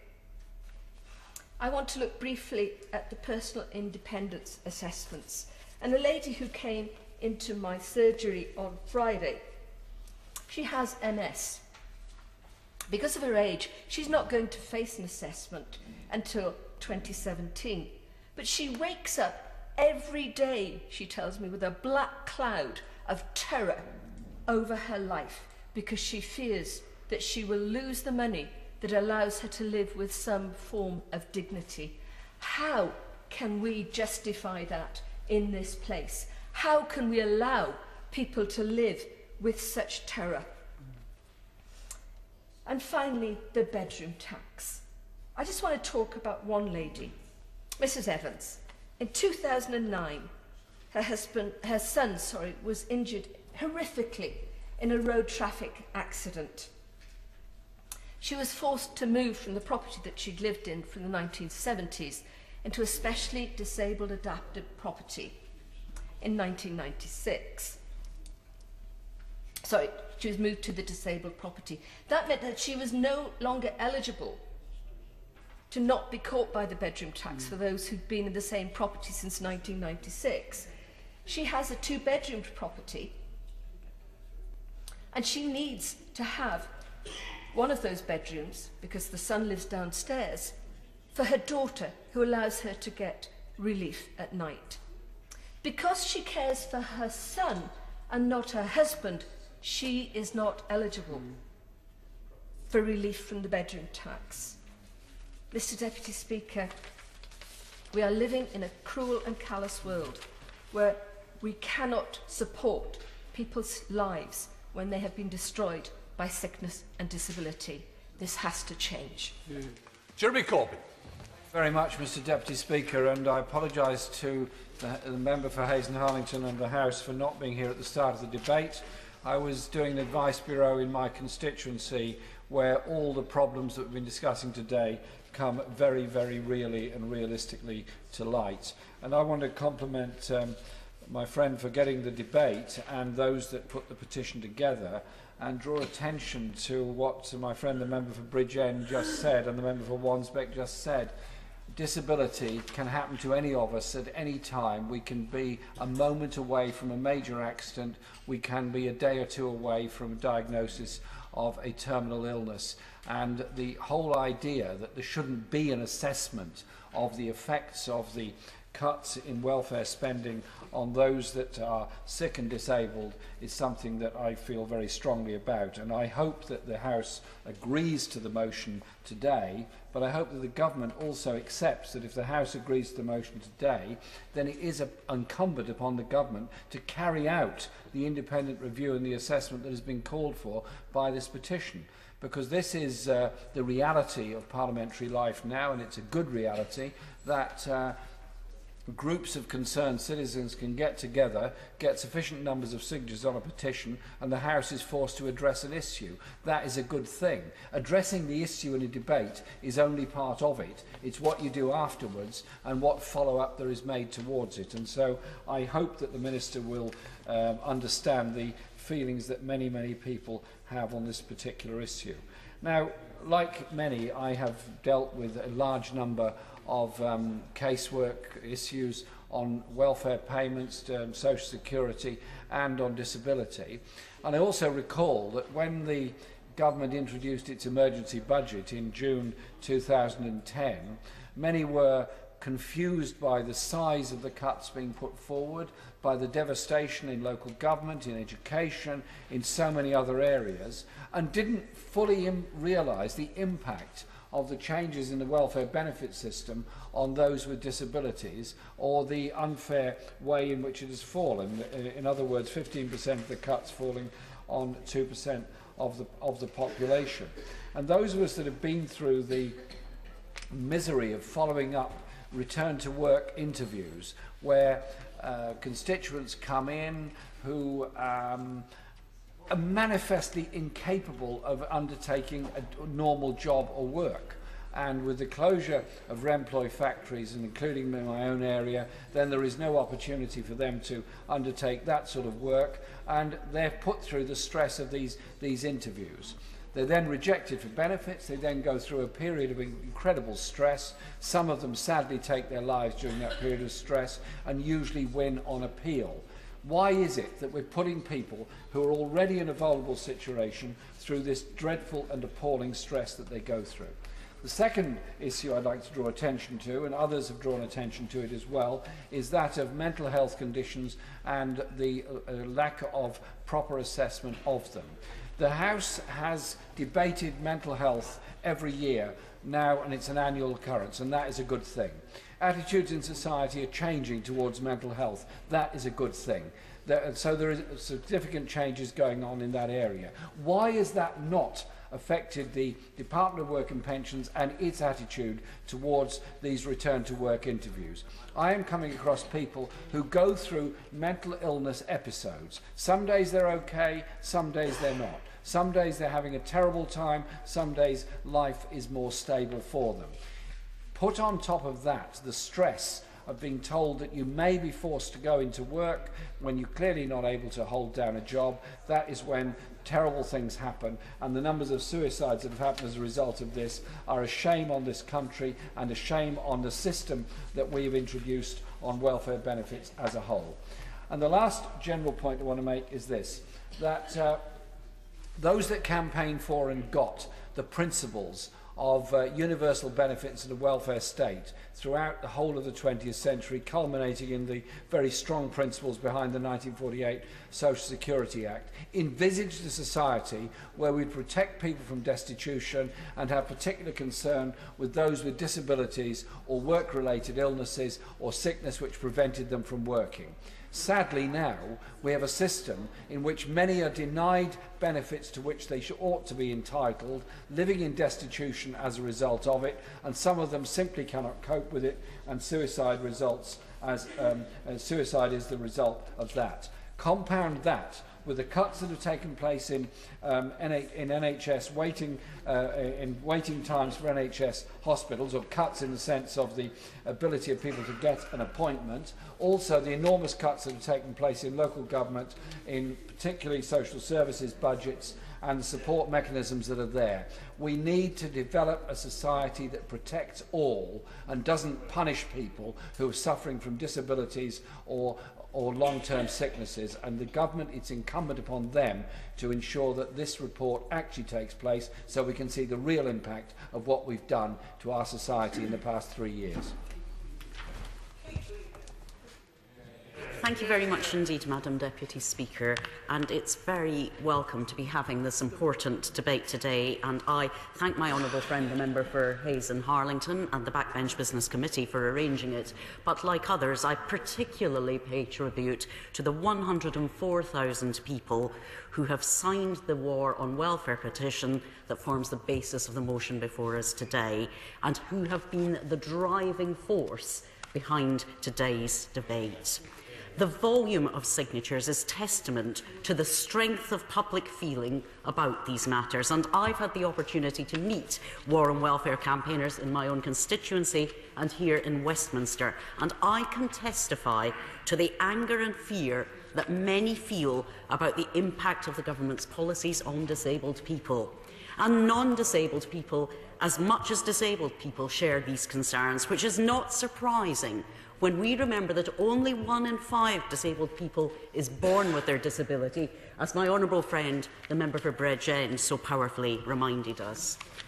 Madam Deputy Speaker, it is to our shame that in all walks of life, disabled people face injustice and unfairness, twice as likely to be unfairly treated at work, more likely to be victims of crime, facing additional living costs associated with their disability, twice as likely to live in poverty as non-disabled people, and less likely to be in work. Today, the employment rate for disabled people is 45%, compared with 71% for the working age population as a whole, and the Honourable Member for Banff-and-Buchan was right to point out some of the labour market barriers they face. And shamefully, as honourable members have highlighted, disabled people today are on the receiving end of a virtually non-stop hostile and abusive rhetoric. Faced, Madam Deputy Speaker, with that grim picture, you would expect that the efforts of government would be focused on tackling the injustice and discrimination that disabled people face. But instead, the policies of the present government so often make things worse. That is why Labour wholeheartedly supports the call for a cumulative impact assessment of the effect of the government's policies on disabled people, and why we also called for that last year. Now, the government, I know, have argued that Labour never carried out such an assessment, but Labour never unleashed such a deluge of negative policies on disabled people, and I say particularly to the Honourable Member for Aberconwy that our record speaks for itself. Poverty, he should listen to this, poverty among disabled people reduced from 40% when we came into government to around 1 in 4. The employment rate among disabled people rose by 9 percentage points, and we introduced a host of measures to strengthen the rights of disabled people, including passing the 2005 Disability Discrimination Act, the introduction of the Equality Act, the formation of the Equality and Human Rights Commission, and with the signing of the UN Convention on the Rights of People with Disabilities in 2009. Contrast that, Madam Deputy Speaker, with the damaging policies of the present government highlighted in our debate today. Cuts to local authority budgets, which have meant swinging cuts to local care. The ILF closed to new applicants and its future remaining unclear. The work programme failing badly for disabled people, with just 5% of disabled participants getting into work. And the Work and Pension Select Committee, meanwhile, found that there's just one specialist disability employment advisor for every 600 people in the work-related activity group. I'll give way to the honourable gentleman. I'm grateful to the Honourable Lady for giving way. If she's so proud of the record of Welsh Labour, could you explain why training and skills programmes funded by ESF funding in Wales are not being made available to work programme clients because of a decision by the Welsh Labour government? And tell him exactly the same situation is occurring in my constituency, Madam Deputy Speaker, and I'm glad he talks about training and skills, because this government is placing the future of the residential training colleges in jeopardy. 33 Remploy factories were closed by the government last year, and 12 months after their closure, 2/3 of former Remploy employees remained out of work. Funds that were promised from the closure of those factories to support those former workers into jobs seem to have disappeared. And changes to... I will give way to my honourable friend. I'm grateful, and I'm sorry for interrupting the floor. You know, excellent arguments, but if I might just ask your opinion in relation to the point you made there about specialist support. Sorry, not your opinion, Deputy Speaker, Madam Deputy Speaker, my honourable friend. Because in my constituency we have Northern Rights that provide particular bespoke support, and he can't seem to get a contract from the DWP because of the primes who are operating. I think it's so often the way that the organisations with the specialist knowledge of, understanding of and identity with the experiences and labour market barriers of disabled people are being shut out of both the opportunity to set up post-employ work settings and indeed to provide under the work programme. And damages to the benefit system, Madam Deputy Speaker, have had a devastating effect. Whether, as my honourable friend, the member for Aberdeen South said, that's cuts specifically intended for benefits for disabled people, or cuts to benefits that disproportionately affect them. The ESA is in trouble, decisions are taking longer, and problems with the work capability assessment persist. around 1 in 10 decisions are successfully appealed. The honourable member for Meon Valley, not now in the chamber, appeared to think that was a sign of success of the system, that people could appeal. But surely, Madam Deputy Speaker, it would be better to get the decisions right first time. It's very clear Atos cannot cope, and I know the Minister will say that it was Labour's contract. But 4 years and 4 independent reviews later, independent reviews, I should tell the honourable member for Argyll and Bute, that are required under Labour's legislation. No, I won't. Things go from bad to worse. The Minister has, of course, been commendably frank in his plans to replace Atos with other providers, a call that was first made, of course, Madam Deputy Speaker, by my right honourable friend, the member for Hodge Hill. But root and branch repurposing and reform of the work capability assessment is needed, as well as process improvements, including systemising the collection of evidence in all cases, including from GPs and other clinicians, ensuring suitable, accessible settings for carrying out the assessments, and recordings of the interviews always being available to claimants. And I won't. And Madam Deputy Speaker, I don't apologise for our intentions when we introduced the employment support allowance and an assessment of people's capacity for work. We wanted that to be a supportive and facilitative process. But as my right honourable friend, the member for Stirling, pointed out, the renegotiation of the Atos contract by the present government has rebalanced the system to be punitive, not facilitative. And the Minister's plan now to replace Atos with other providers goes nowhere near to the need for wholesale reform. But I do part company, Madam Deputy Speaker, with the motion when it calls for the work capability assessment to be scrapped. And I know that will disappoint many disabled campaigners listening to the debate today. In my view, though, the assessment should be the first step in a process of identifying and assembling the right support, including financial support. And I say to the honourable member for Brighton Pavilion that I have never thought there should be no assessment or reassessment, and I don't think it now. Justified criticisms were made of the years that people were left on incapacity benefits without any support or any check on their progress or deterioration in their condition, and we should not go back to that.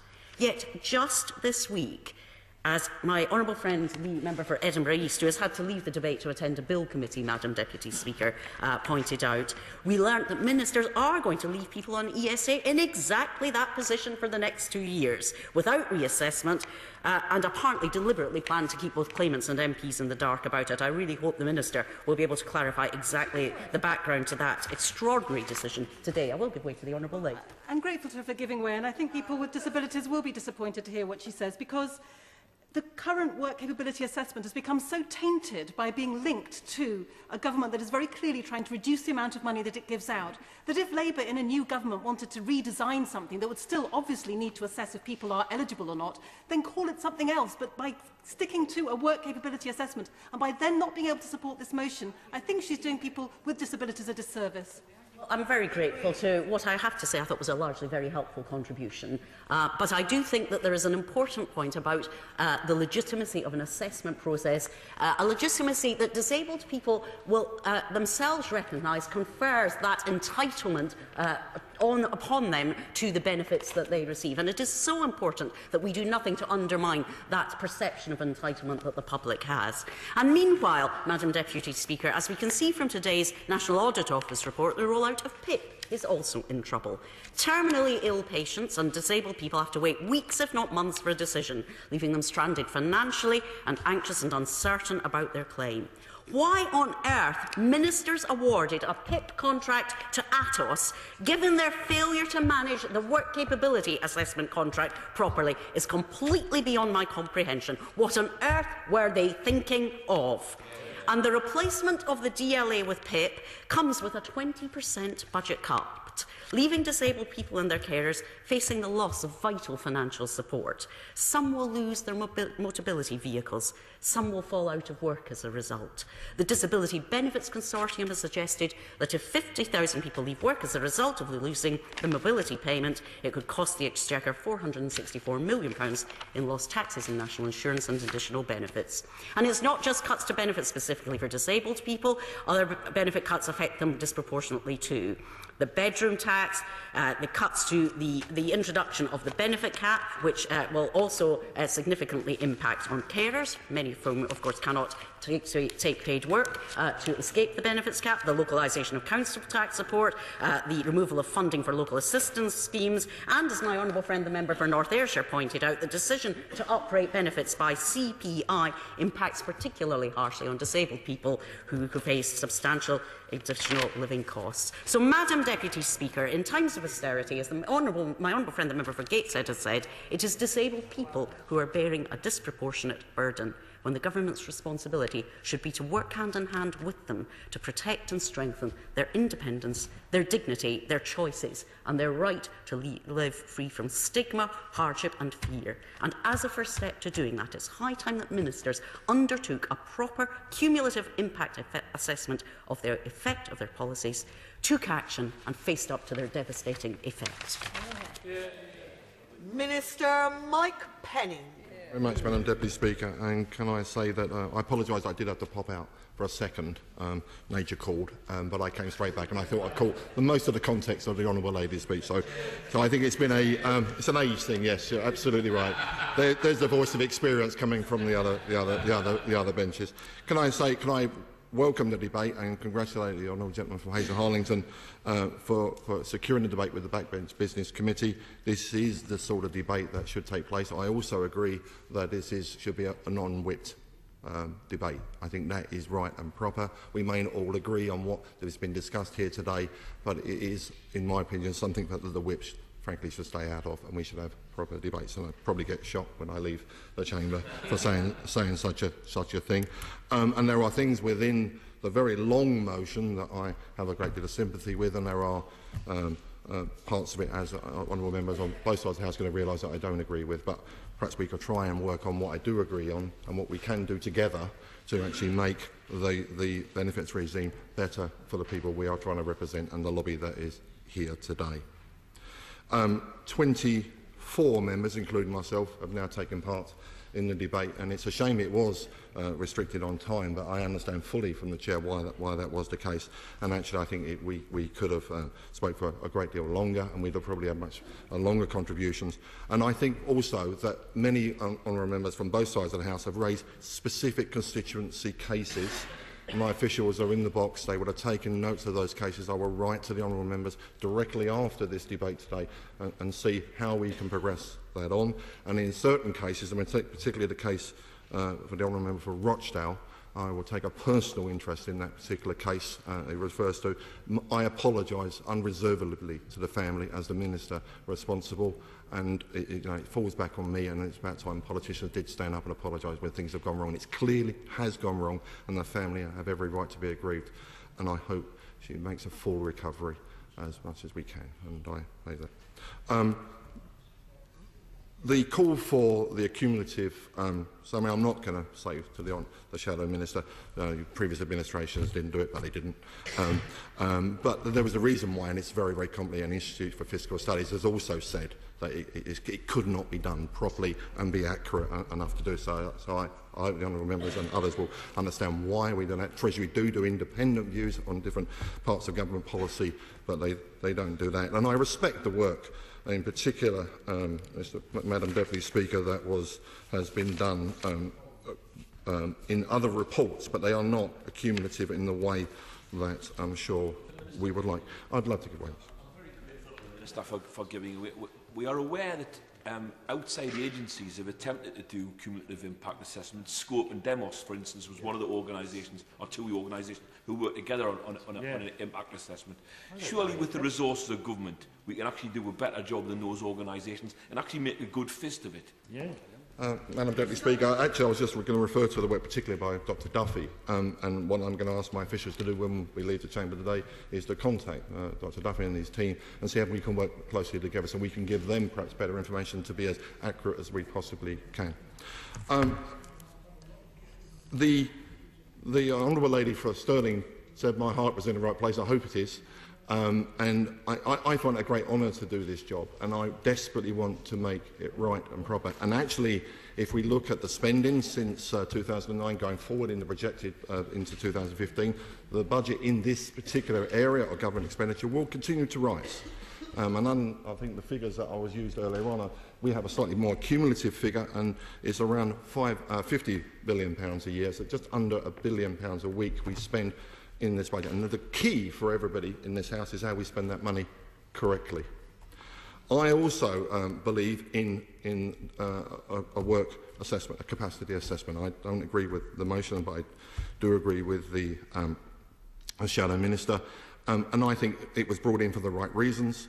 I'm not going to turn around and say that all of the problems were caused by the previous administration, because, frankly, the problems we've had with Atos, with WCA, are there for everybody to see since the general election as well. It's not quite as simple as honourable members across the House have said, is we should go out tomorrow morning and sack Atos. They have a contract, and there's one thing I'm absolutely determined in, and I said this at oral questions earlier in the week, is that once we've negotiated the position with Atos, and we are in a negotiation with Atos, and which is why I was so surprised to see Atos in the press over the weekend with their views, I want to make absolutely sure that taxpayers' money is not paid to Atos as a compensation for the end of the contract when that comes. I think that would be fundamentally wrong, and it's something that I would not agree to, but the negotiations continue.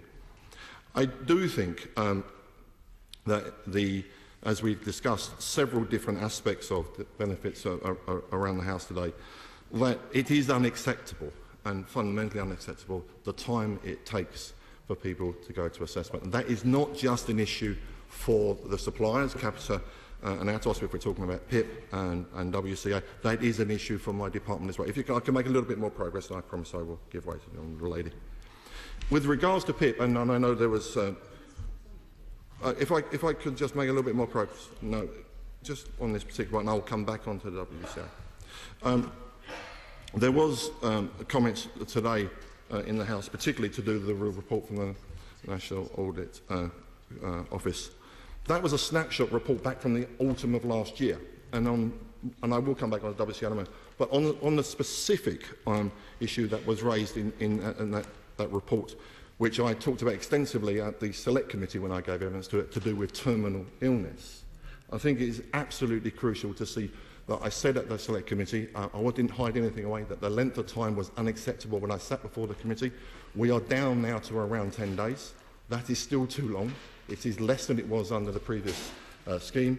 We will get it down even further, and I've agreed with Macmillan, and working very closely with Macmillan, that we will pilot the scheme with them where we reintroduce, specifically Macmillan for the 2% of terminal cases, that we'll go to a paper-based again until I get a secure PDF into place, and Macmillan are working with me on that, and I think they're very pleased as to what we're doing. So while it's not perfect, we've moved an awful long way, and in a lot of what the report has said, we've actually learned the lessons before that report even came out and we've come forward. Before I return WCA, I'll give way to the honourable lady. My point is on the WCA, and I'm just very much hoping that the Minister will address the question that both I and my honourable friend, the member for Edinburgh East, raised about the suspension of reassessments of ESA claimants for the next 2 years, and why it appears that the Department specifically decided not to inform claimants and members of this House about that. Madam Speaker, if we inform this House and claimants on every single minutiae change that we do to policy, we will be here a lot. And I can honestly say, Madam Speaker, I'm not hugely party political, as most honourable members of this House know, nor did the previous administration, because that's not how government works. What we're trying to do is slow down the delays. What we're trying to do is make sure that people get what they're entitled to as quickly as possible, and nobody will be worse off while we're actually doing what we're doing. But as you can imagine, we're in the middle of a really difficult negotiation with Atos, which is in regard to WCA. And one of the other issues that I want to talk about is how we can speed it up. And I chaired a network yesterday of all the major stakeholders and charities. I hope I haven't left anybody out of that by upsetting any one of the charities. And actually, it was a very, very positive meeting where I said, sit with us and work with us as to how we can improve what we've got, because I'm in very much the listening mode, which is why I'm going to give way to the honourable lady. I thank the Minister for I thank the Minister for giving way, and I'm honestly not going to make any party political point, except to say, and this is a comment to assist, as someone who has actually represented on a voluntary basis people who've actually appealed against an assessment, now in the current system, and in fact 20-odd years ago, in the old system, the problem lies in the assessment method. Now it's just form filling and tick boxing. That's why you can't assess people's disability properly. In the old days, it was a medical expert who used to give evidence as to person's ability. And I think if we brought back the doctors into it, again, we might actually find that more decisions are properly made. Minister. Almost sad I gave way to the Honourable Lady because she was so long. It's massively eroding time. So I hope, Madam Deputy Speaker, you do give me a few minutes just to address the issues that the Honourable Lady has raised. The clinical evidence at the assessment is absolutely vital. That's what comes from the consultants and the GPs. When they go to assessment, it is not for a diagnosis, it is for a capacity, and they can only do that with an evidence base. And one of the big issues we've had, whether it was under DLA or now, but particularly under DLA, where only 6% of applicants ever got a face-to-face assessment. We are 97% now on PIP. I agree that's fundamentally too high. That's why a lot of the days, I said that to the Select Committee when we went there. But I've also been to a tribunal and seen what's happening on the last part of the DLA tribunal claims, which are coming through now. And I sat there and I listened to the cases there, and on some of the cases I fundamentally agree they should never have been there in the first place. Now, on the PIP, we've got mandatory reconsideration. That was never the case before. But what I've said now is I've asked my officials to go over it. Something like 30,000 are waiting to go to tribunal. We will mandatorily reassess all of those so that we can prevent so much of it going to tribunal. There's a lot of work to do, but we have to be honest, Madam Deputy Speaker, do as much of this as can together, with the charities, with the representative bodies. There was a comment earlier on about the colleges. I agree that the residential colleges do excellent work, but what I can't do, and the college principals know this, is pay for places that are not being taken up, and that's what's been happening under the previous contract. We have residential places where nobody in residence, and we have day people on day courses, and we've worked with them on that, and we will work through on that. We make sure we have the capacity. Madam Deputy Speaker, I've eroded into the time. I wait to hear what the Honourable Member Hazen Harland has to say in his wind-up the debate. I think I know what he's going to say, but please, let's work together to make sure it's better for everybody we represent. Order. Before I call Mr McDonnell to briefly wind up, I would, on behalf of the House, like to congratulate the Minister on his appointment today to the Privy Council. John McDonnell. Sorry to spoil this day. When the banking crisis took place, the government, with the support of all parties in this House, found £1.3 trillion to bail the banks out. Yeah. Since then, virtually every other part of society has been paying for that bailout, other than the banks themselves. Isn't it ironic that we're debating the cuts to people with disabilities today in a week when RBS are putting together £500 million pool to pay bonuses? And we've heard in this debate today, time and time again, the suffering that disabled people are enduring as a result of the cuts. And to be frank, I've heard nothing here today that will alleviate those cuts, alleviate that suffering. That's why it's important that there is a commitment to a cumulative impact assessment. Any good government would want to know what the impact of its policies are. So why is this government refusing? I think it's because if that was published, if there was an impact assessment, people across the whole of our society would be so angered and disgusted at how people with disabilities are being treated, they would be up in revolt. So I say now to the Minister, when this shout is called, I will be shouting aye, and I'm hoping everyone in this House shouts aye. And one way, if the government says it's too complicated for the government to do that assessment, we want an independent assessment. Why doesn't the government bring in the Centre for Policy Welfare Reform and Demos and the other think tanks and fund them to do the cumulative impact assessment that this government is running from? And let me just say this final thing on the work capability assessment. All the campaigners have been saying, and we've exposed it today, that this work capability assessment is not working. It's failing people. It's failing them in the suffering that they have to endure, and it's failing them in properly assessing their ailments and their conditions, and it's failing them in getting them back to work. That doesn't mean to say you don't have some assessment. What we're saying is scrap this one, work with people with disabilities and their representatives and the BMA and others, and create a system that's fair and just. That's all these people in the gallery who signed the petition, 100,000 for them, and many more are asking for. That's why I urge people to shout aye today, to support that reform that's so desperately needed. The question is as on the order paper. As many as are of that opinion say aye. Aye. The contrary, no. I think the ayes have it. The ayes have it. Order. We now come to the second of our two debates under the auspices of the Backbench Business Committee this afternoon, this being on parliamentary representation